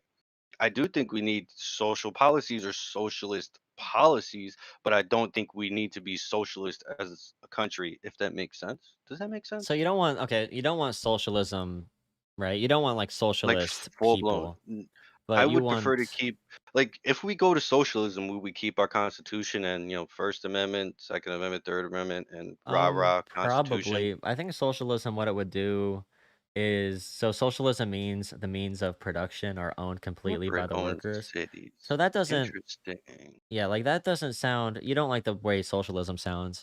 But how did you feel about the like super capitalism I talked about? Did you think that's a little bit better, like improving on the current system, making it more people owned and using, the production of capitalism to help regular people more? Yeah, I And think like we putting workers do on corporate need boards and stuff like that. corporate workers on corporate Or like boards. regular, so What if would you be work a corporate for, worker? if you Like work an for executive? Amazon. Yeah, so corporations have boards that vote on what a company is going to do.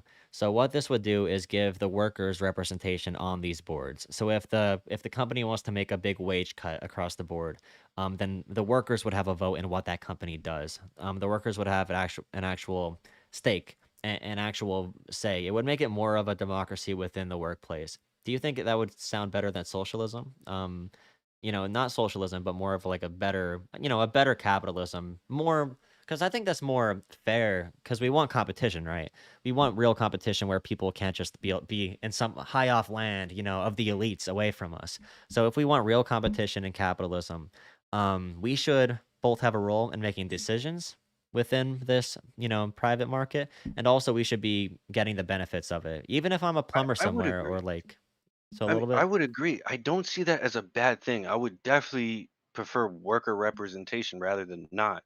I mean, the people working for the company should have a say, and that would be, I would say, a good thing is give workers stock options. Like if they're working for a company or working for a business and they're in the stock market, give the power to your employees to buy stock options or to buy, to get into the stock market. This 401k nonsense with companies is kind of garbage, if you ask me. If we're going into something of that topic, I'm not sure if I'm following or if I'm going off topic here.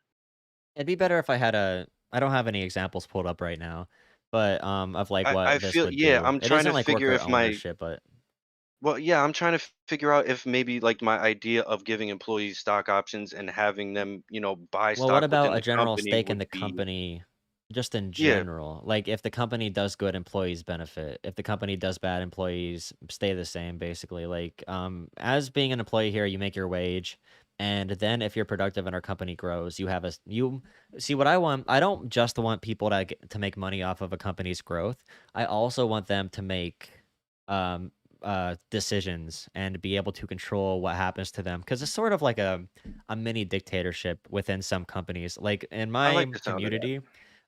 in my community, if Amazon and Walmart are the only two businesses and maybe a couple grocery stores, and they all pay 15 bucks an hour, they all offer the exact same benefits, then like great, I'm choosing to work for one So, company that just has a different uniform, and I'm making the same exact way, same exact everything. It's sort of like mhm. a mini dictatorship. I want more freedom for people. So if they had to say like, hey, Amazon, um our worker representative wants to take our issue to the corporate board, and we should get 15 minutes more on our break, or we should be able to take another bathroom break, or we should be able to have if we work overtime, even better benefits, or we should be able to I don't know, maybe we should have a company newsletter where workers can share their experiences on the job. Like we want a representative for the Mhm. workers. Do you think that would be something you'd be interested in?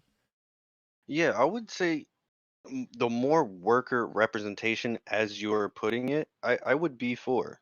Of course, to have more safety in the workplace. Hmm. Uh, not the whistle of discrimination, because I don't think companies can't even get away with that anymore with like discriminating in any way, shape, or form.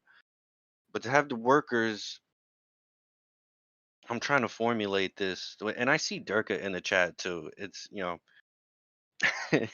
Durka's making me laugh because it is what it is. I see now my mind is going to so many No different matter what you places, and say, I'm Red, trying. you I'm have a trying to. team you're on. It's the I'm not on a Yeah, team. which is totally inaccurate. I mean, I'm on my own team, which I don't think is a no team. I'm just I'm just me. I'm gonna live the way I want. I don't want people messing with my rights. I would prefer we have a way not different. I'm good with capitalism, but like I said, see, I don't want to keep repeating myself because we don't own our capitalism anymore. We haven't for the longest time. Hmm. We don't have any control, which is why I do agree with you that we do need worker representation to where it's effective. We can get the CEOs or these executives that are getting $100,000 Christmas bonuses for doing nothing but sitting on their asses.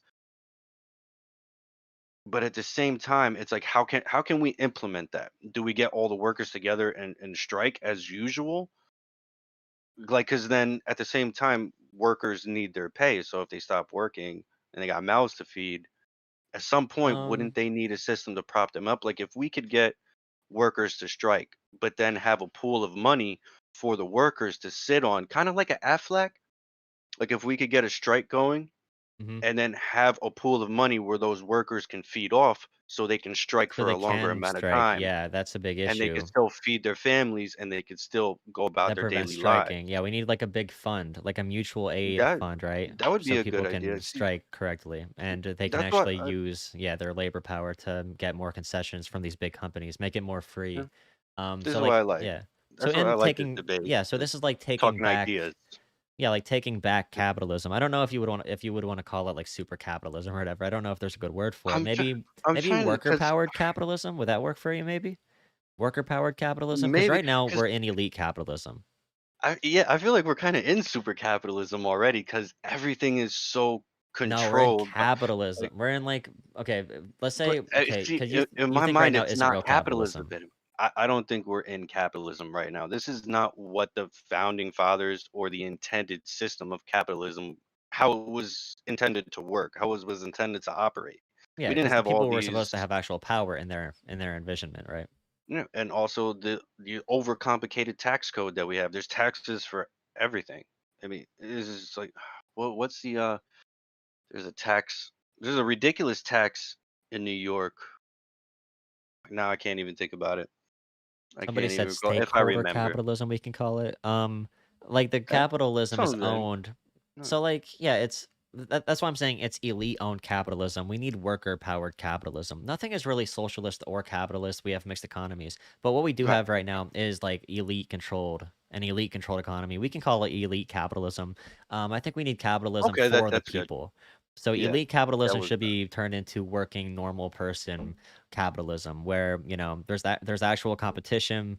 You're not guaranteed success if you're rich. You're not guaranteed to be poor if you're poor. All these communities, one of the most actually the two poorest areas, and this is why all the culture war shit sucks.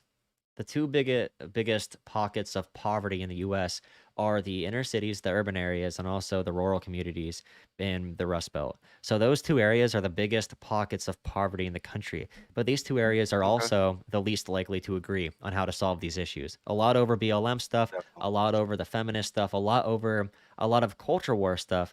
A lot of these social issues, the social issues keep us from coming together to face like the economic stuff or fixing capitalism. um yeah, and that's one of my goals on this channel is to try and bridge that gap so we can get to working on the real stuff. But I also don't drop my principles, like I said before, on BLM, on feminism and stuff. I still want to, and I don't know if you would agree or if you what is your take on my approach to it? Do you think my approach is more reasonable or Yeah, more effective than stuff you've seen? I Not would the I would say reactions, but definitely. this. Yeah, definitely. But you also got to get the right people on it that are not going to be ignorant. They're not going to shout you down or scream at you or tell you that you're evil for your opinion. Um, if you're claiming facts, make sure they're facts and not alternative facts. But Yeah. yeah, the culture war is that's just another weapon that the government uses against us. Like that, and what we're doing right now, it helps, but at the same time, we're kind of doing what they want us to do anyway. Like we're just talking about it, which you need to do. You need to talk about it to actually get something to happen. But But then we can eventually, agree we got to on put issues, wheels in right? motion.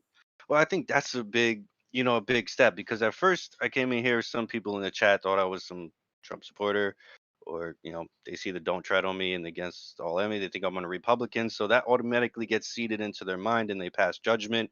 Or I'm a Tom McDonald fan. Oh, he's an asshole. He's a sexist. And, you know, it's like I like to come on to some lives and kind of break the mold, if you will, or kind of switch things up.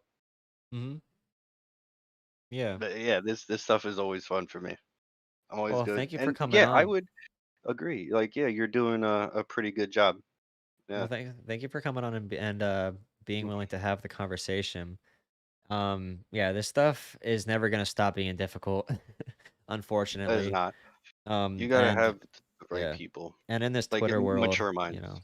like we're confined. One line I like to use is we're confined in character, not only in tweets but also in people. And that's what we're really stuck in the social media bubble. Like, hey, I have a totally different Facebook experience from you. I have a totally different set of worldview principles from you. So like, if I talk to a random person from my hometown, like I'm speaking a different language. I might be saying the same words, Yeah. but I'm speaking a totally different language. If I say to them, like the word, a lot of people that say white privilege don't mean they hate white people. A lot of people do mean they hate white people. But I think 99% of people from Appalachia or like from the coal region in New York and Pennsylvania and West Virginia, I think 99% of these people probably think I'm saying you're evil because you're white, and that's not what it is whatsoever. And I mean, I'm from New York, and I don't think you're evil. all right, well, well, thank you. But yeah, that's what I'm Might be anecdotal. yeah. But Am I yeah, I mean, I Antifa? would agree with that. Nah, I don't think so. I mean, are All you? right, I no, mean, I hope not, because I don't want to get fired or I'm canceled or have like a anti-fascist, but lynch I'm not mob outside my Antifa. house. All right, all Yeah, right. I mean, yeah, there's the ideology anti-fascist. But yeah, I would agree. Like Twitter, I mean, that's why I like getting on live and debating with people that I can see. Because you get into Twitter, you got 256 characters. You don't have facial expressions. You don't have tone of voice. You don't have nothing that can help a debate, like see eye to eye with people. Because you're arguing with a picture. You're arguing with somebody typing words that so much is lost in like a Twitter debate using 256 characters. Mhm. Yeah, Like you can't get to the level that you and I have got to in the past what hour and a half. yeah, yeah.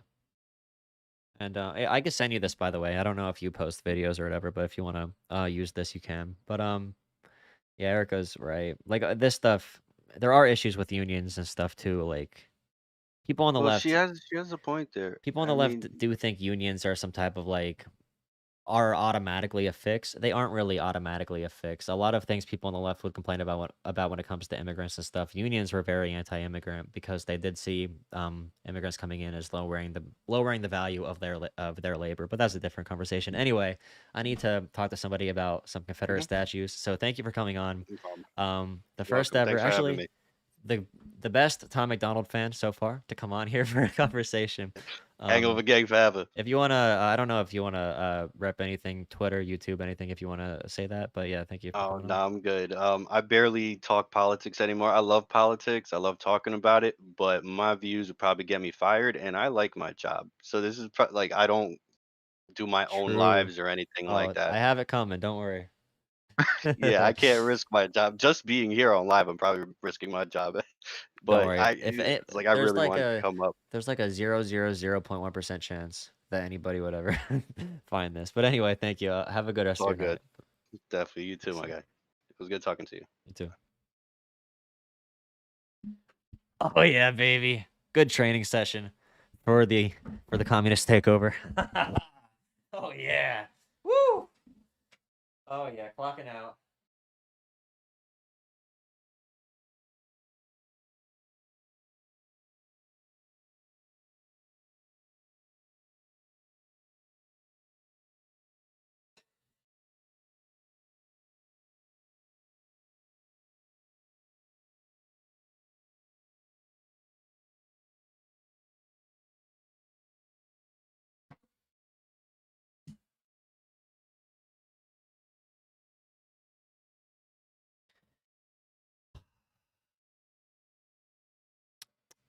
See,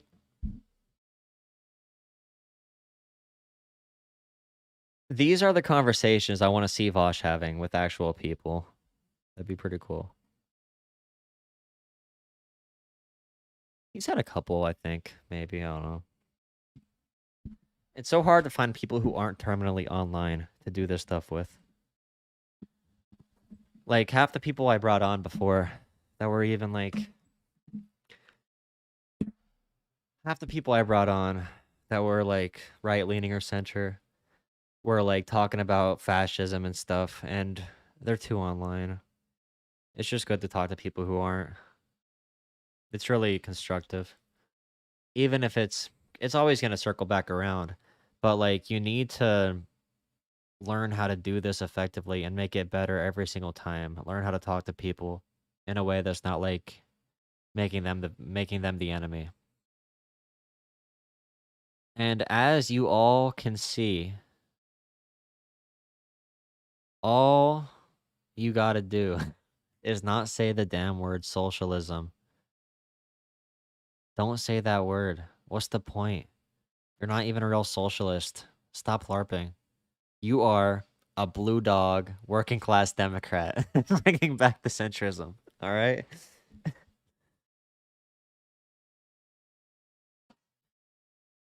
All right. Thank you, DBZ. Thank you, Erica. Thank you, Nicole. Erica. Um, oh, chicken fried rice. Okay, let me pull these questions up. Thank you, God. Oh yeah, thank you so much for the $20. I didn't even see that. Yeah, holy crap. Let me read this. You are funding. Holy shit, cockeyeders there. Oh my. Next month you're becoming a mod in the month of April. um, America has been leaning right economically since Reagan. We need domestic economics and strong social programs. The most profitable and prosperous time in America was the 30s to 50s. Corporate tax rate was 90%. True. Coco, you are a socialist. I know you're a communist. You can't hide from me.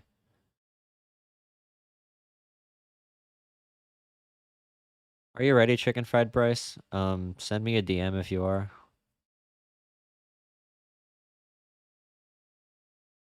Oh shit, let me mute my stream. Thank you so much for $5, Spectre. I'm doing well. Erica, based Ka. Yeah. Thank you so much for $5.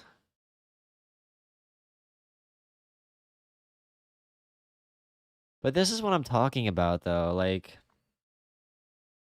I'm talking to somebody right now about Confederate stuff in a second for their interview project thing. Um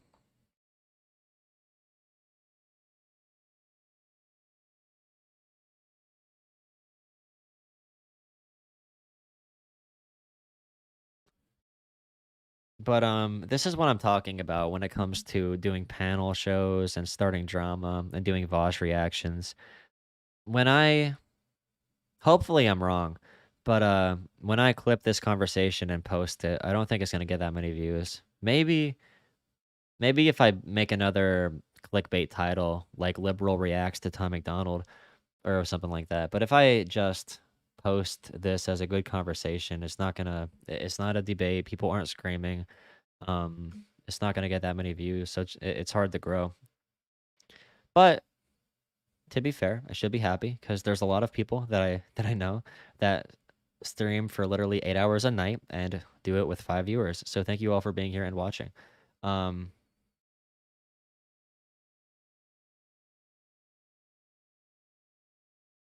you are ready. Okay.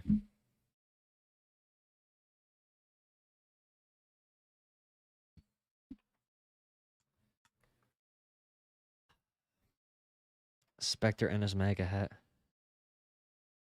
Thank you so much, Church of Shulkinism. Thank you so much for $5. We simp for good politics in this household. Thank you so much. By the way, oh yeah, one more thing really quick. Bo of the fifth column, actually, I'm gonna DM him. It is possible. Where is it? Um,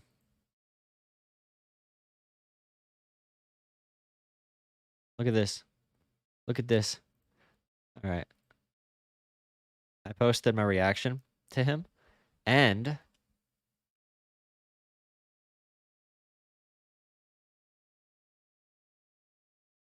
where is he? Newest comments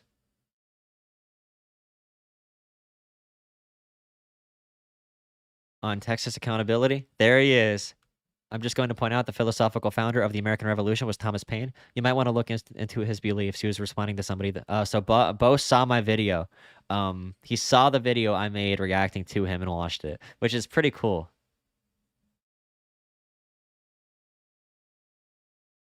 Logic Rex, thank you for the good conversation, but don't call me a Biden supporter. I I did vote Biden, but for specific reasons, which we did not get into. Thank you for enjoying the convo. What's happening on Booksmart's stream? Booksmart's? I'll bring you in a second, Chicken Fried. I'm just checking something. What the hell? What's going on here? What's going on here? Wait. What the?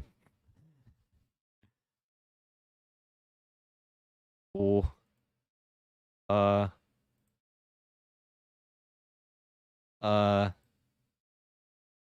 But okay. Hey, if you're on Twitch, spam my name in his chat real quick. I need to respond to his email. No, I know it was a general statement, logic.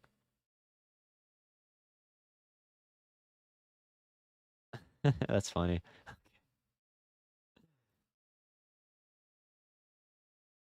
Chicken fried Bryce, I just drug you in if you're here. Oh, Joel, you hear me? Yes, I can hear you. Okay. Sorry. Let me know if there's any audio problems or um hold Yeah, on. you're sounding good. Okay. Brief summary of what this is. So basically, for my graduate research is we're interviewing just multiple people on Confederate statues. My supervisor wants to focus on Confederate statues because it deals with um, racism history and basically like in a form of art form. So basically this research will be conducted. I'm interviewing people, trying to interview like content creators like you to see so we can get like a scale or a spectrum of opinions on those things. And then with these interviews, we will have a like an augmented reality simulation. Are you familiar with like any augmented reality things? Yeah. Okay. So like we're just having a simulation of like people walking around during statues. We're going to try to put like GPS locators in these statues and people are just going to click on them like a person and then they'll hear an interview. So yeah. Yeah, that's how they have the Capitol building a little bit if you do a tour. I don't think you can do a tour now after what happened, but I did a tour there. And you wear headphones and when you come by like a statue, it'll tell you a story about it. So Yeah, so it's basically that. Do you have any like anything to comment before like the interview or anything like that? um no. I looked over the questions. I sort of thought about them. I don't have precise responses, so hopefully I give you a good sample of words. It's good. I just want to make sure you're prepared and stuff. All right, Okay. I'm ready. We can start. All right. Interview question. So, what is your initial thoughts of the Confederacy and the Confederate statues in general? I think that they are a symbol in America of regressivism and something that people want to hold on to on the right as some type of like a social pastime and a social identity. I'm not sure everybody that flies it understands its meaning, but its position in American society and how it still stands is very problematic, especially considering what they actually did fight for. It's reminiscent of any movement that was very aggressively authoritarian, far right, that tried to go against their own country, that was trying to advance the rights of their people. So I think that's a really scary thing that our society today still sees so many instances of people trying to uphold the Confederacy. I don't have a problem with people talking about it and being educated on it, but when you see a Confederate statue, that should not be there without complete context. So if there is a Confederate statue somewhere, number one, it shouldn't be, and this is a little bit on other questions, so sorry. It shouldn't be on state property. It shouldn't be on government property. There should be no Confederate flags flying. If they are somewhere, if they are in public anywhere, there should be a big pamphlet saying this guy was for slavery or something like that, to make sure people are not seeing these statues as like respect. These aren't respectful things. They always say you're tearing down American history. I think we should be using it as a way to remember the true American history of the time. If they want to, if people that support the Confederacy want to really remember the history for our future generations, let's freaking do it in the correct way. Yeah, thanks. How do you view like the impact of Confederate imagery that plays a role in like the social, economic, political, and cultural fields? So the impact of Confederate imagery and what impact that plays in social, economic, political, and cultural fields. Um, So the impact in cultural fields, it does seem to be basically a symbol of a rebuttal of progress. Um, as I said before, people who do not want to see things like BLM advance forward, people who do not want to see our country move forward in general, you often see them proudly standing next to American flags. Very nationalistic people, very traditionalist people tend to fly the American flag and the Confederate flag next to each other. I think that is symbolic of where they want America to go, which is not forward, but it is back. They do genuinely miss when other people were second class citizens. So they want more of a, women being in the position of like a nuclear family, cooking, cleaning, taking care of kids. They want black people to shut up and get in their place. They want, that's sort of the indicator that I get from people. The history, their heritage is, I don't want to use the word white supremacy, but they do want things to go back to the old power dynamics as they once were. Hmm. Do you have any historical references that influence your opinion in any way? Historical references that influence my opinion in any way. So, like, for example, like some would argue how, like, I guess, like, people would talk about, like, how Germany will have this education where they'll talk about how, like, how the Nazi party basically was, like, um, got into power in Germany. And then, like, there's any, like, I don't know, like, how to say this, like, historical implications to come to your reference of, like, your opinion, like, how you perceive, like, the statues in general. Like, do you have anything like, well, my background is this, based on history, how they've been treated. Like, for example, for me, I'm Native American and Black, so like my historical thing is like, okay, like statues were erected based on like slaving like my ancestors, and then not only that, like Teddy Roosevelt is like a picture of him like taking care of like a Native American child, and like the problem is like the whole thing about like displacing the people, and then like Andrew Jackson and the Trail of Hmm. Tears and stuff. So like I don't know if you have any of those that like I Well, would say, yeah, so I see the fake superiority and the fake authority that white people have felt throughout this country's entire history is represented by those statues as they were erected with the purpose of trying to shame people who were progressive, who were black, who were trying to advance this country forward. It was weaponized in its intent to make sure these things don't move forward. Like I said, it's about authority. It's about keeping an underclass of people.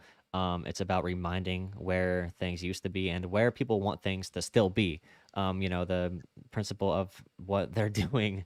If you think about the person who is arguing for the Confederate statue, it is a reactionary disposition. So it is a reaction to progress. It is a reaction um, to everything that I stand for, which is the opposite of authoritarianism in America and that white supremacy in America.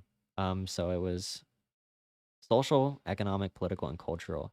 Yeah, so it's sort of all of those. Economically speaking, I think a lot of poor people, a lot of poor white people love Confederate flags and statues because, like I said, it reminds them there's an underclass. They are dirt poor, but they still want to see like black people as inferior.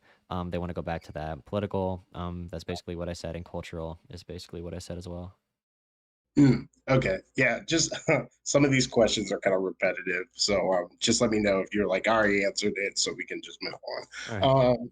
Yeah, based on like current events, so like recently, like we can talk about like the riot in the Capitol, BLM protests, Unite the Right, Charlottesville, the attacks in Atlanta. Do you feel like the view of the Confederacy alters how we deal with like these events, or how like these events are covered in the media, or how people like react, or the events, these actors in these events? Do you feel like that the view of the Confederacy plays a role in that?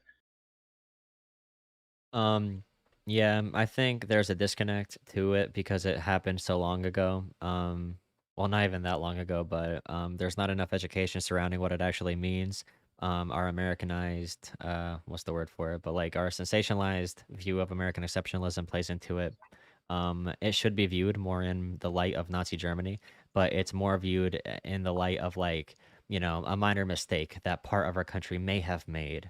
And these movements have evolved over time to still be the counter-progressive movements. So, people who were pro-slavery, who were pro-Confederacy, these people went on to be pro Jim Crow. These people went on to be pro segregation. These people went on to be pro war on drugs. These people went on to be anti BLM. But they all shared a cultural relationship with the Confederacy for a reason. That is the root. That is like their foundation.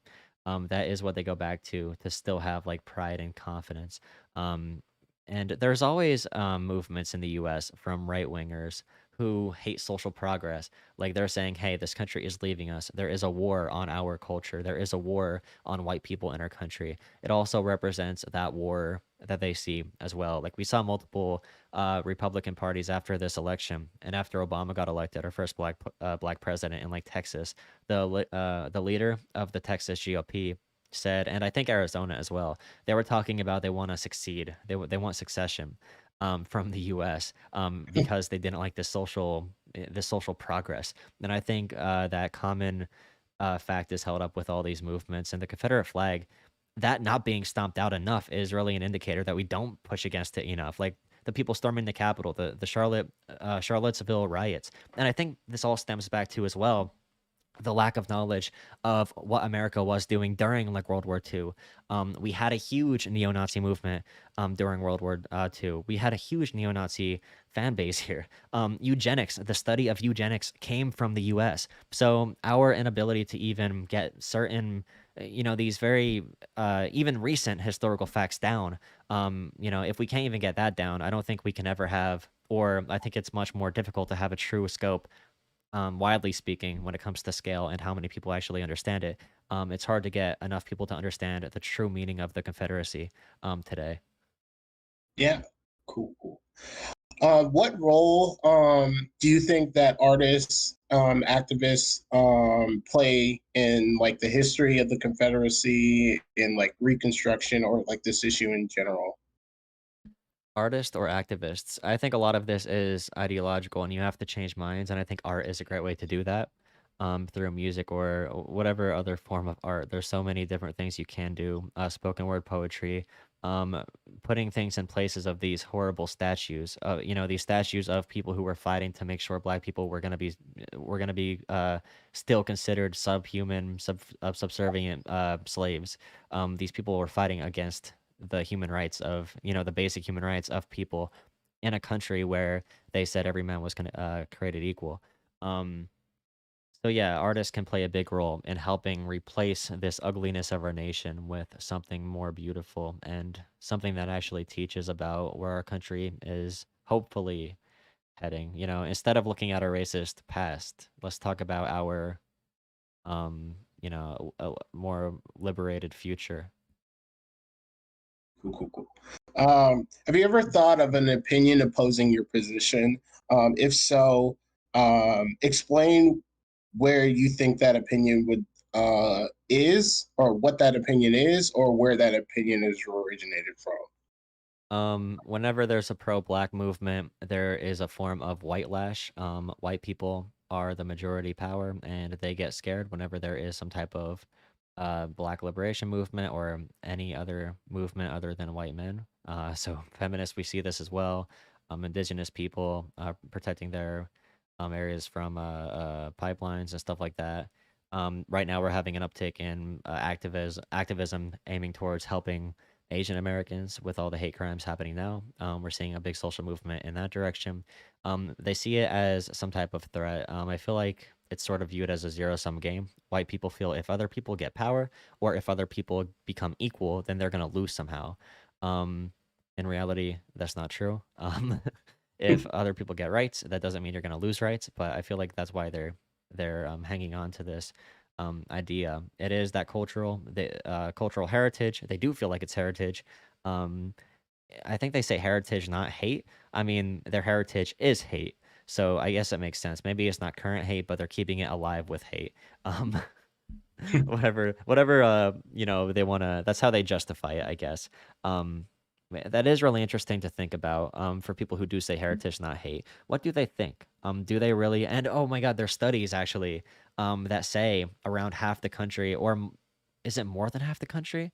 It's at least half the country thinks that the Civil War was fought over states' rights primarily, and slavery was a secondary issue. So in America, Americans have no idea, even if they aren't for the statues per se, even if they're pretty progressive people, they don't even understand what the argument is of why it's so bad. They kind of just understand, they just understand like, hey, these people fought for slavery. That's a bad thing, but it doesn't connect for a lot of other people for the reasons I priorly mentioned.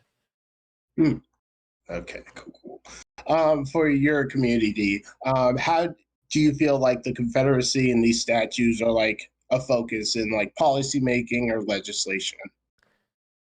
Basically the same answer. I know a politician in Pennsylvania. His name is Senator Doug Mastriano, I think his name is. He Mhm. is a culture war hero. So by hero, by hero, I mean he fights in the culture war every single day. He talks about things like BLM, abortion. He's a big anti-masker. Um, he is big on Confederate statues. He was in the army, so he's a big propaganda campaign. He is the embodiment of American fascism, and he uses all of these things as like policy proposals. So he talks about taxes sometimes, but 99% of what he does in our state's legislature is focused on cultural and social issues. So like monuments, um, in my community, there's not really any monuments because no black people lived here. And there was no point to put statues up in areas like this. If we look historically speaking, the statues were put in very specific areas for specific reasons. But in the middle of like rural Pennsylvania or like, rural New York or rural West Virginia, you're not going to see it as much. So yeah, in my community, there's not that big of an impact. But in Pennsylvania as a whole, there's a big base that does care about this issue. Interesting. What do you see or want to see with the future of these statues? For example, do we need to replace them? Do you want them to just like keep the statues and stop erecting more statues? Do you want them to be taken down and put in museums? Do you want them just demolished? Do you want them being replaced with like public art stuff like that's doesn't show any like human figures at all, or replace them with like more acceptable figures? What are your thoughts?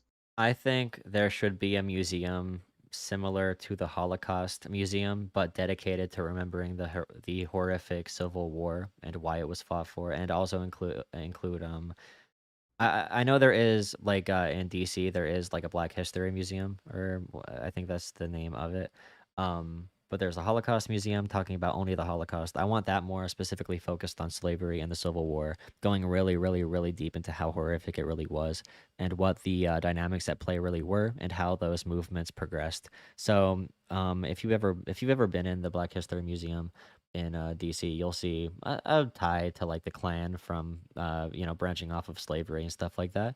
But yeah, I think there's a lot more we can go into. Like this statue was put here to intimidate black people. This statue was put here by a local KKK organization to make sure black people knew their place in our society, or stuff like that. Like really be hardcore about it, so that when kids go on their school trips to the Smithsonian or whatever, the Smithsonian in DC, they could see that and they are forced to and learn about these topics. Educational, I know this is a little bit of a different question, but like educational policy is hard to change when it comes to like history textbooks in high schools. So I think it's good to take the statues, put them in a big museum, say, hey, this shit was really freaking bad. If you want to learn about it, come here. Here's your history right here, like I said before. Mhm. This is like the end of the interview. Do you have any final thoughts or things to say? Um, any final thoughts on this topic in general? Um, Yeah. I will continue to do my part to try and speak out against the love of these statues, the propping up of these statues, even in a community like mine. Northeast Rust Belt has nothing to do with Confederacy. People still like it for very specific reasons, and I'm gonna continue trying to dissect why people of a certain political ideology run towards that, and keep on working on trying to erase, or not erase, but to grow from this part of our history and everything else I said, you know, all the fun stuff. Yeah. Fun, Yeah. Better stop. Um. fun stuff. Yeah. Thanks. I really appreciate that. Like I said, um, I need. I don't know. The reason why I flock towards your politics is again, it's not like this national like it's down. It's like gutter politics, like that whole thing about like understanding the everyday man and working in the community. Like for me, like I do community organizing in like my district, and it's like really hard to get like people like young people involved, like right now currently we're like voting for governor, Virginia governor, and the primary is like in like 2 months, and nobody's like engaged with it. So like I don't know. It's very interesting how you're talking with people. Like I was listening to that conversation you were having with the gentleman before, and that was very impactful because I think you really do need to reach these people where they at. Because like I'm in a conservative district and I'm like a progressive, and it's very difficult. Like I'm in a minority, and like I'm a progressive in a red district. Like it's very hard to go ahead and do kind of this work.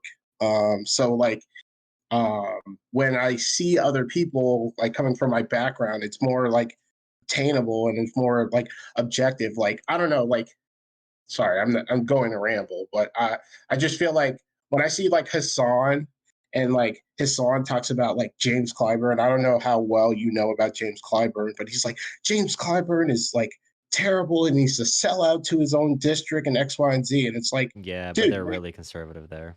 Yeah. yeah, yes and no, because at the same time, like James Clyburn, if you look at his policies that he actually passed, they're actually very progressive for his like district. Like, Yeah, yeah, that's what I'm saying. But the black community in general is a lot more conservative than people think. People think like black people vote Democrat just because they agree on policy, and not because, you know, obviously the Republican Party is obviously a home grounds for like neo Nazis and shit.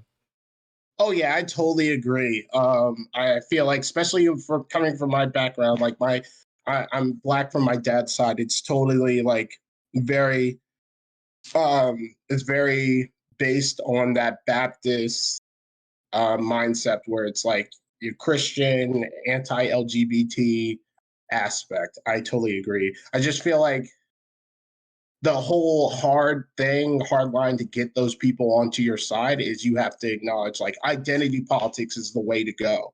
Like that's one thing. Like Kyle Kalinske and like Shuan He will talk about like, oh, identity politics doesn't matter. Identity politics doesn't matter. But like So wrong. when it, yeah, it's like when it comes to like these issues, like how I convinced some people in like Virginia in our district to like vote for Bernie Sanders during the primary was like I literally said like knowing what happened with James Clyburn and Biden getting that endorsement, I literally wrote down on my like thing to like talk about policies Bernie did for the black community. I literally wrote Bernie Sanders worked with James Clyburn to expand the department. I think it was like the department in the ACA to make like clinical centers in like rural districts and then like black districts. And like people didn't know. They were like, "Oh, I didn't know Bernie Sanders worked with James Yeah, Clyburn." a lot of people vote off of.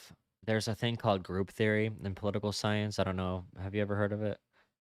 I think so. I'm So an there's engineer. like retroactive voting. That's how people vote based on like what happened in the past 4 years.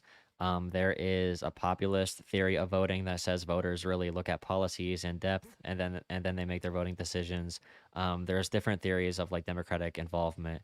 Then there is group theory, which says people vote often informed off of their like social groups and what they're familiar with. And group theory has a lot more bearing than like populist theory because people don't know that much about policy.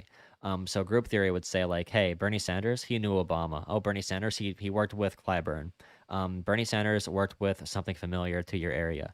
And like Nina Turner was really confused because she went all throughout like South Carolina and talked about this broad economic message, but she didn't understand. A lot of this is cultural. A lot of this is group theory. A lot of this is what people are familiar with and what they're comfortable with and what they trust will deliver to them. And progressives simply haven't been that to these people. And we need to be that for these people. But a lot of it, we get, it's hard to run a national campaign. Yeah, Oh, yeah, it's definitely. difficult. And people are telling me like, this conversation doesn't matter. This guy's never going to change his opinions. But if you look at it, like maybe I can't get him to vote for Bernie Sanders. But if I have that conversation with 1,000 people from where I live at, I can get them to switch parties for one election for one person. If I make that connection to them, if I am good faith with them, if I connect everything back to their issues, even if we disagree on cultural issues, even if they think Cardi B is going to bring the downfall of American society, locally, I can win with these conversations. They might not vote for a socialist for president, but the change we need is going to come from these conversations being very disciplined and very precise at these levels. Even if it's not going to be a huge spectacle, even if it's not going to win us the entire country at once, these are all building blocks. Progress is going to be a freaking ongoing fight for our entire lives. And like conversations like I just had, people are like, "What was that for?" That's what it's for. Like this is how you build. It's necessary. This is a process. This is growing pains. Like I could probably get the guy to vote for me if I lived in his district and I ran for state house. I could 100% get him to vote for me because I know how to actually connect to it. But people, I don't know. Of course, they're not going to see it. People don't want to see that from a content standpoint very often. When it comes to blowing up with a video on YouTube, they want to see a forced to vote debate. Like that video will do really good. But I think this is really a necessity for what we're trying to do. Yeah.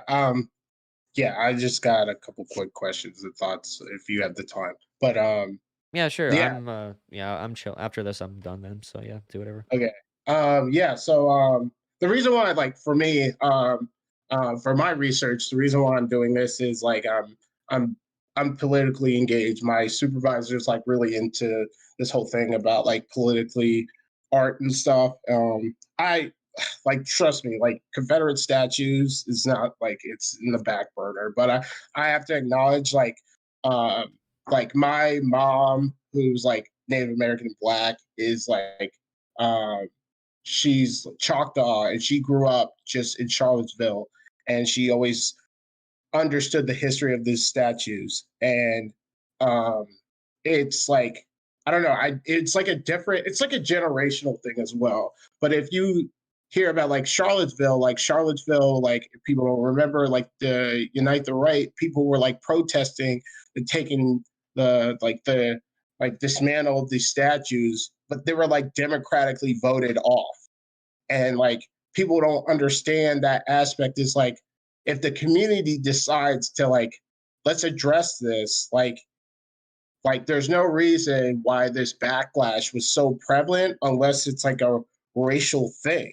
And like, I don't know, like, I know you said like you agree with that, but I just feel like Oh when yeah, like, yeah.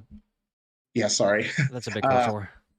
yeah, We like, must fight. We because are the white. We will protect our right to make sure we keep up these statues of these slave owners.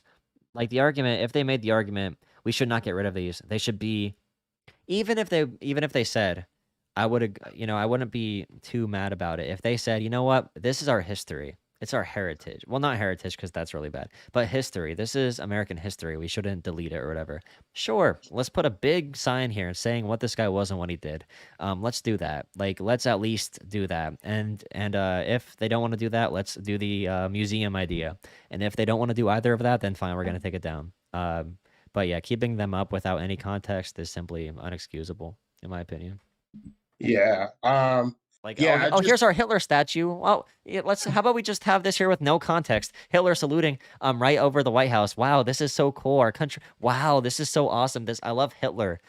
Oh wait, I can't have that online. People clip stuff. No. Okay, I'm shutting the stream off. No, don't clip that. No.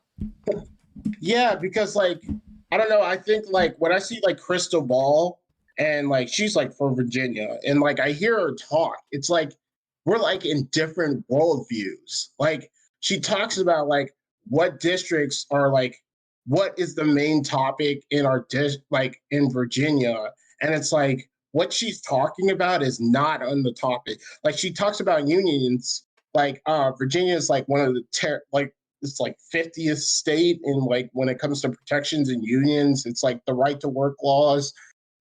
She'll talk about that, but then she'll say, "Oh, Confederate statues is not mattered," or she talks about like LGBT rights is not in the front for it. And I'm like, we're in like different districts. Like, where are you?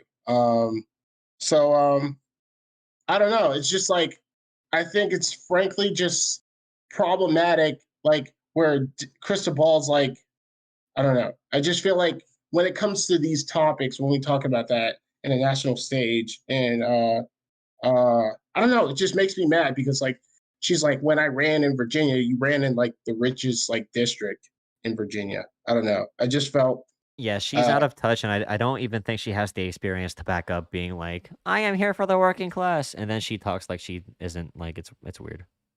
yeah, my bad. Yeah. And then I have one question. Yeah, Um sure. shit. So what you run like track and field, right? Yes. Or Want to see my yeah, how shoes? yeah, sure. Wait, that criticism of Crystal Ball seems a little bit incoherent to me. You know what? You're dumb. Ha, loser. Wait, I'm curious. Somebody in chat said that. Incoherent? You're dumb, Mr. Zombie Killer. There you go. I Well, win. You're dumb. well, I feel like I don't know. It's just like you're not in like she clearly doesn't understand like Virginia, the like largest voting demographic and the quickest is like Latino and Black. And like if you don't deal with these issues, like they're not going to vote for progressive policies. And just like the primary, if you look at Joe Biden overwhelmingly won in that primary um, over Bernie when it came to Virginia moderates and stuff. So like people don't understand that aspect of if you deal with these policies. Oh, pretty nice shoes. Thank you. Um, Oh yeah. Yeah. Oh wait, did you have one more question? Wait, yeah, what was the my final bad. thing? Yeah. So I was thinking, how is it like doing running with COVID during COVID? I was just curious. I run with a mask on and I suffocate. Yeah, Um, that's what I was thinking. it's I ran a workout the other day. Um, we were doing 200 meters at like 27 seconds a rep with a 4-minute break in between them, which is a pretty tough workout with a fabric mask on. It was pouring out. I felt like I was getting waterboarded. Um, it's a weird experience being on a college campus though, but it is pretty safe. It's like a little safe bubble away from all the COVID nonsense. Like we can talk to some people, hang out with them a little bit without having to worry pretty much whatsoever. There's only like 5 cases on campus weekly, which is pretty cool. But yeah, it's been pretty nice. I don't know. Yeah, I don't know if you have running experience, but running with a mask on is rough. Yeah, I'm running with a mask, and like some of like people that run with me, they're like, "Why are you wearing a mask?" And I'm like, I thought we're still going through a pandemic." Oh, here, let me show you something. You have to get one of these. I'll be right back. Okay, sure thing. Second. All right.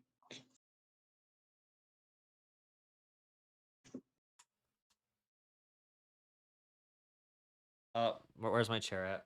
You know what? I'll sit on the couch for now. Ugh. Okay. Yeah, look at this. This goes inside your mask. So you put it like inside your mask and you where's my mask at? Hello, mask. Come here. Here, mask. Mask. Where's my mask at?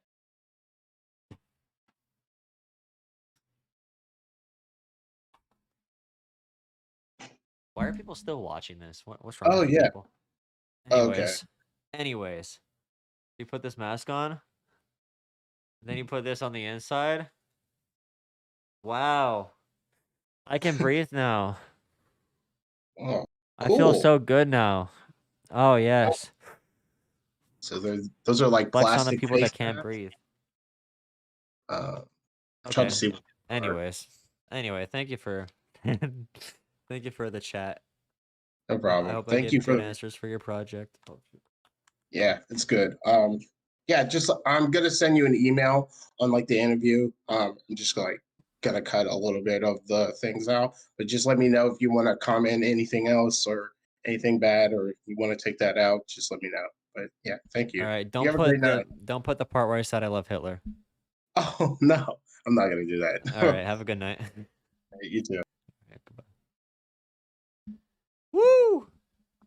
I'm a D tier streamer, baby. D tier, D tier, D tier, D tier.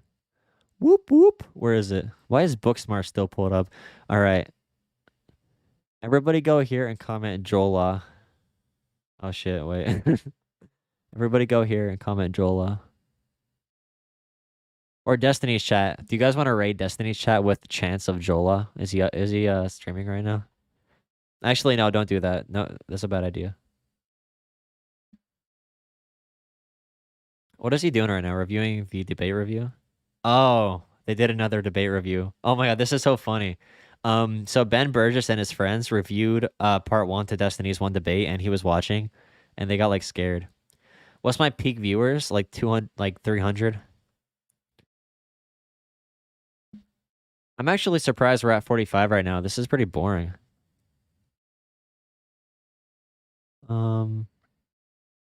If anybody else wants to call in, I could talk maybe. Nah. No, you guys are losers. All right, let me read chat. 1 second. I think I got a super chat.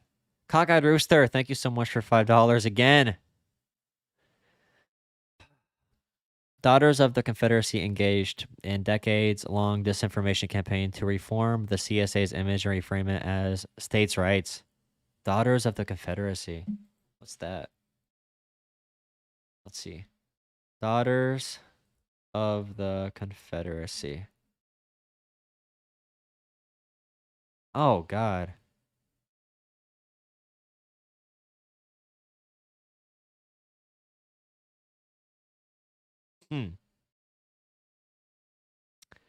Interesting.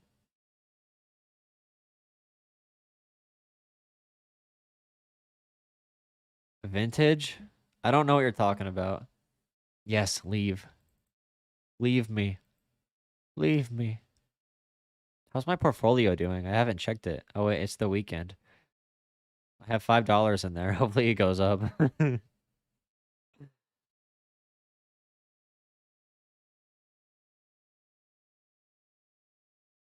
This is bad. If you stop, don't eat that bad marijuanas. If you munch on that stuff, then you'll surely be a goner. Every bite of that junk is like Satan in your mouth. Knock it off, cool it, pal. Spit the marijuanas out. Here's a list of cool people who don't eat those marijuanas. The Beatles, Seth Rogen, and Prednisone Obama. Every scientist on the planet would agree that probably yes. If you munch on marijuanas, it will take you to their deaths. Don't be dumb, just be smart. Keep the knowledge in your head. If you eat a marijuanas, definitely you'll be dead. And you don't really want that, so just drink liquor instead. Yes, I love it. Fun story. I had to write a policy paper for my one class. And my policy was about Pennsylvania volunteer firefighters. And I wanted to like help pay them and shit and get them loans and grants and all that stuff. And I had to fund the policy through revenue sources. And one of my revenue sources was, so I wanted to legalize marijuana, all right? That's step 1. Step 2 is taxing marijuana. Now, after we tax marijuana, my goal, I wrote this in my actual paper. I said we need to encourage the use of marijuana. I literally said in my policy paper, we need to ban all anti-marijuana advertising. We need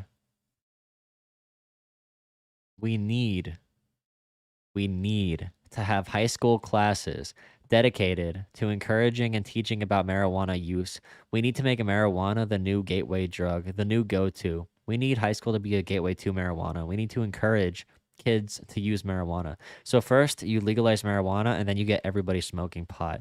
So that was my actual policy. I actually put in a policy paper. People said I wouldn't do it, but I did. And I'm pretty happy with myself. How is Jolah any different from who? Who's talking about me? Oh, thank you, people watching on Twitch, by the way. I don't see all your chats, but there's like 6 people there. That's a new record.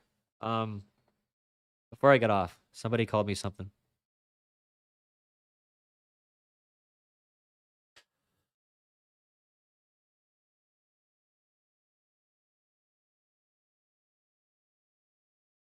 How is... Dude, oh my god, if you can't tell the difference between me and Destiny, he literally is edgy. He's an edgy Xbox gamer half the time. I don't get that edgy. I never get that edgy. Never. Not in my life. I don't care about... I care about things sounding better, not being logically consistent. I care about changing people's minds more than I care about, like, blood sport debates.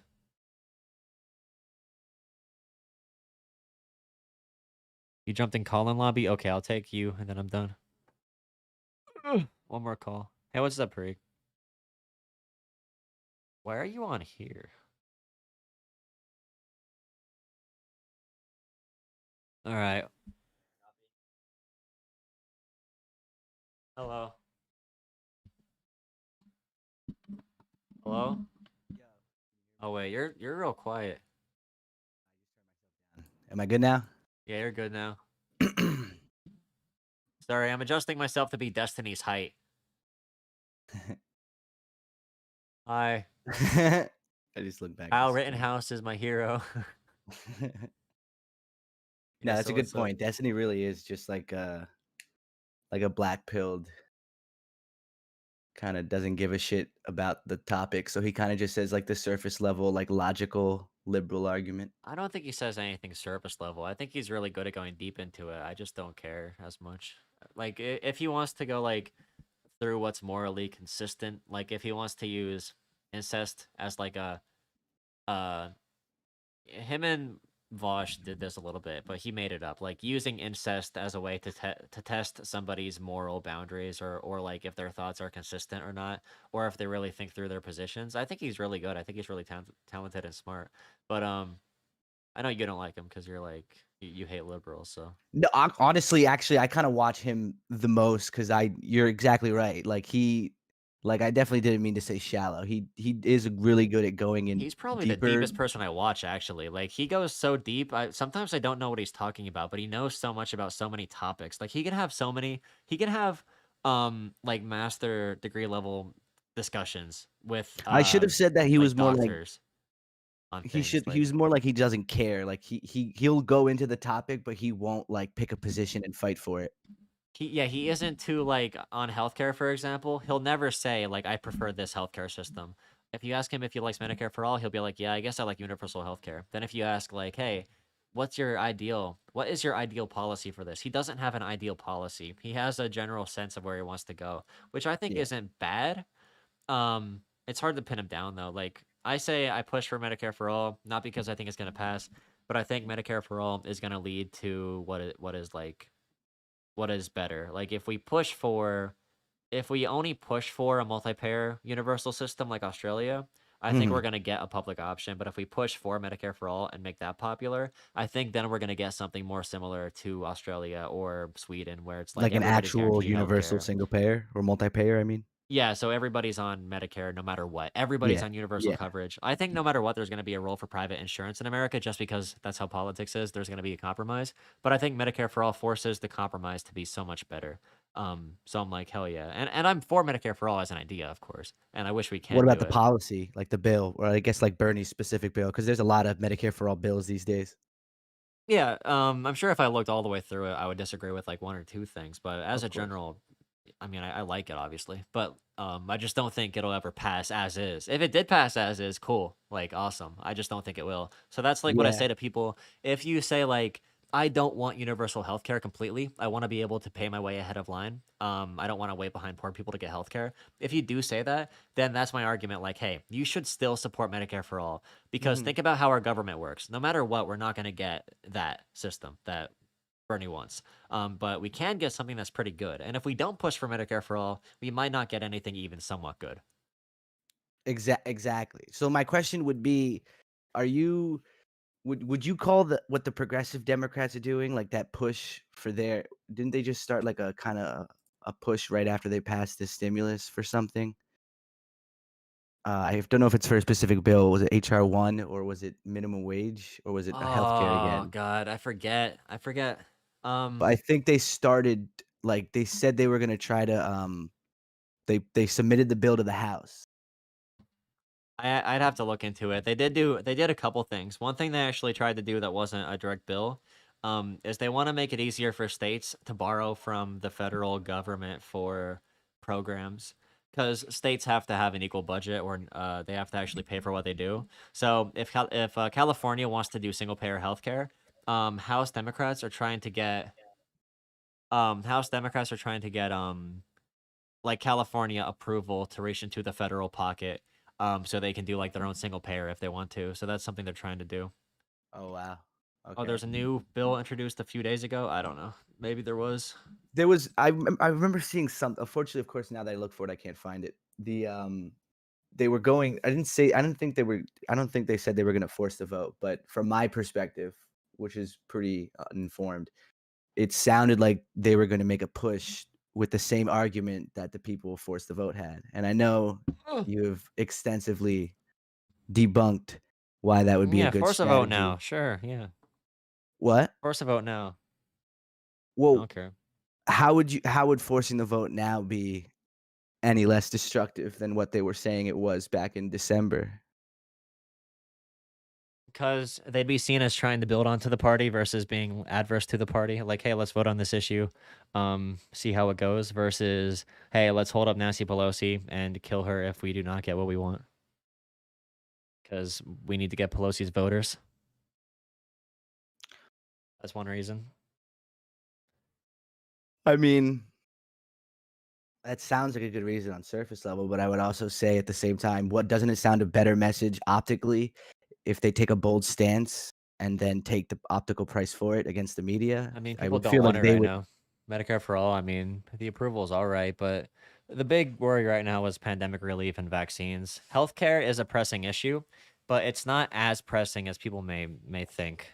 Well, Um, I think you're I totally wish it right when you was. say it's not like as liked as people think it is. Like people are more in favor of expanding the ACA, in favor of expanding the public option, but I think if they spent the last year hammering down how we were unprepared for a pandemic, Yeah, healthcare sure. wise, making that argument, I think this was the best time out of any to hammer that down. And I think the question I'm really asking you is like when we support politicians or like we donate to politicians and we send them into Congress and stuff, like wouldn't we expect them to do everything they can to fight for the agenda that we put them in office for, including blowing up the bill and holding it up, as No, long as they because make the right they argument, shouldn't right? hold up the Democratic presidents and one of the most progressive policies chances to pass the bill, whatever. Well, That's one of the best. Can you name a bill that did this much in the past 50 years of American lifestyle? That transferred this much money to the bottom 10% or the bottom 50%? in the past 50 years, I Yeah. can't. No, I can't. This is But one of the most progressive bills that passed in American history, like actually. I agree. Which and It, you don't want to hold that up for Medicare for all because we want to grow with the party. We want to be progressives who are the natural transition from the Pelosi party to our party. That's what we're uh trying to do. In the next edition of the Democratic Party after 2022, 2024, when we get more, after we survive another wave of fascism, um, I want it to be our party at that point. I want our power to be in a real place, to strike. We have like enough power to be in the game right now, to be influencing things, but I want to wait to do like what you are saying until we have the power to actually try and take over. And I don't think we're anywhere near that yet, which is one of my biggest reasons against doing stuff like that. mhm. But what else? Oh, what else did you say? There's one more thing you said. Oh, dang it, I forgot. About the Oh forcing the wait, no, vote. I actually read somebody's comment. That wasn't you. Why did Joe Biden revoke Trump's order to lower the insulin price? I read through a study on that policy. It would not have lowered insulin prices actually. That needs to be done. It never went into place and it wouldn't have actually done it. I could look it up right now actually if you want me to. But yeah, Biden should do something about it, but the thing he revoked, it was shoddy at best. And wouldn't have done anything. I saw people arguing to me like, why did Joe Biden make my insulin cost more? He didn't make your insulin cost more. This Trump policy never even went into place. It never had a chance to. So Yeah, I that's never pretty thought much they would. yeah, that's a perspective thing. But Yeah, anyway, thank you for calling in again. I am gonna go enjoy my sweet, sweet sleep, my slumber, I hear that. which I will means as well. watching videos on YouTube. All right, peace All right, out. have a good one. All right, everybody. Thank you so much for extra stream chat. What is this? Corporate tax in the U.S. Ooh, thank you, Cloud. All right, thank you, everybody. Who's watching on Twitch? How many people? 8. What the hell? 8 people on Twitch. Wow, thank you so much. I'm gonna get affiliate. I can sign up for affiliate now. Wow. At least I have a coherent response. Yo, what's up, Twitch people? They're the blue names in chat right there. You see Cloud right here posting all the info? Look at that. Ooh, House Democrats bring back Medicare for all. More than 100 representatives joined the effort, but face steep odds. Renew an effort. Pandemic was a wake-up call. Yep, low-income Americans.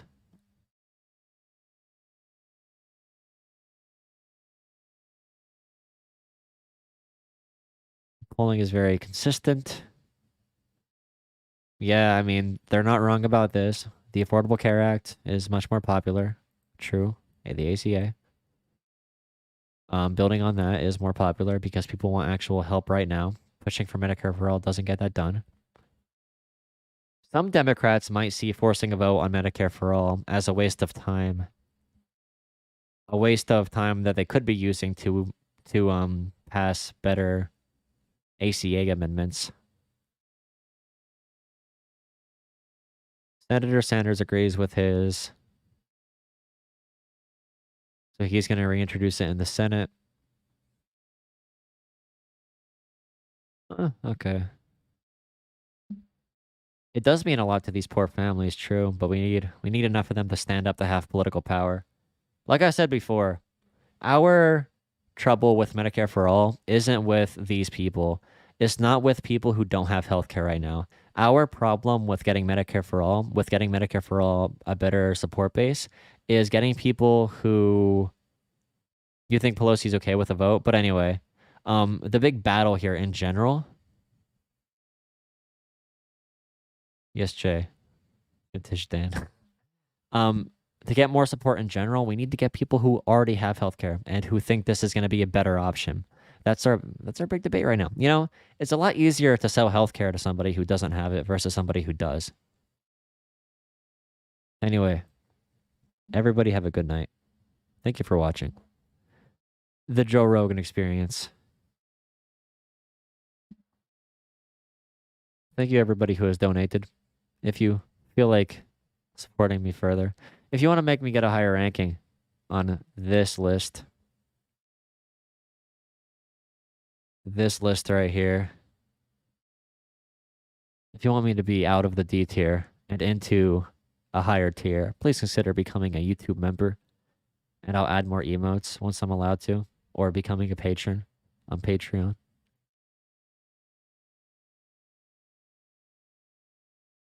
Tomfoolery dropped from B tier to D. Hunter. They put Thought Slime's horror channel before you. Who even knows enough people to put people on a tier list? Yeah, this is a joke, by the way. Wait, Xander Hall's A tier? Who's S tier? S tier on this list again. Vosh, I agree. Destiny, I agree. Hassan, yeah. Denims, she should be A tier at the most. Pac-Man, I agree. RGR, I agree. Dylan, I agree. Sockdown left, A tier. Connor points, he's pretty good. To have a more moderate voice up here, he's A tier. Mike is B tier, or he's C tier. I don't know who this is. AOC is like, oh my god. There should be one tier for perfection. That should be her tier. Who's this? Oh, here's Sam Cedar. He's on YouTube more. He should be A tier or B tier. YouTube, he'd be on A tier. I'm not even on Twitch though, so. Let's see. Xander Hall is A tier. Prime Kai, he should be. He'll be S tier eventually, I bet. Bastia. Polar's World, he's pretty cool. I haven't talked to him yet. Joe Lewis, I haven't talked to him yet. He's pretty cool. That one, Logic or whatever. Pretty cool. Hans from Akira. I haven't talked to him. He DM'd me. He said he wants to talk. Maybe I'll message him this week. I don't know any of these people though. Endernax. He's that one far right left winger and far right socially conservative, right?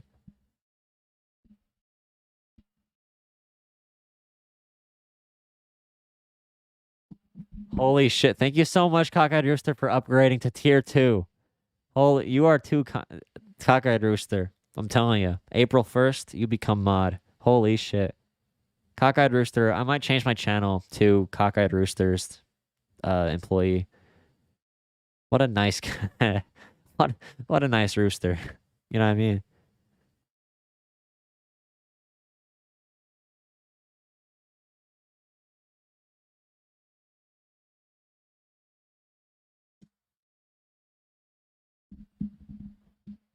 All right, let me read this chat really quick. Then I'm leaving. How'd you get your initial following? I forget. He's an fascist. Bed stream. You want me to do a bed? I'll do it. I'll put on some shorts. Shave my legs.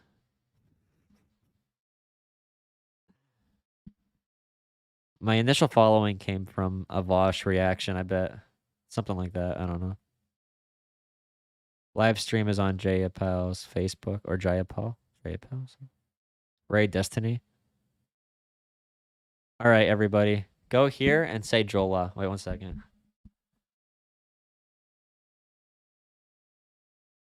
Look up Destiny and say Jolah. Oh, wait. I don't know. All right. Actually, good night. Okay, 5 people on Twitch now. Some people left. He had a mask off eco-fascist take. Even he got to talk to Vosh? Wow. Wow. Good night. Oh, wait. I didn't do that right. Shit. Good night. Oh, you found me through Tim Pool Vosh. That's why I do those videos. Those drama videos. No, okay. Sometime when there's like 100 people here, we'll go to Destiny's YouTube and spam Jolah. Not right now, though. You got here because of... All right. Well, thank you, everybody that found me and everybody that decided to stick around. I gotta go edit this shit.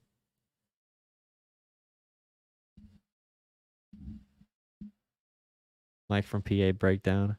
True. That's why I do that stuff, so I get more people, you know? You gotta, you gotta work the economy. All right, goodbye.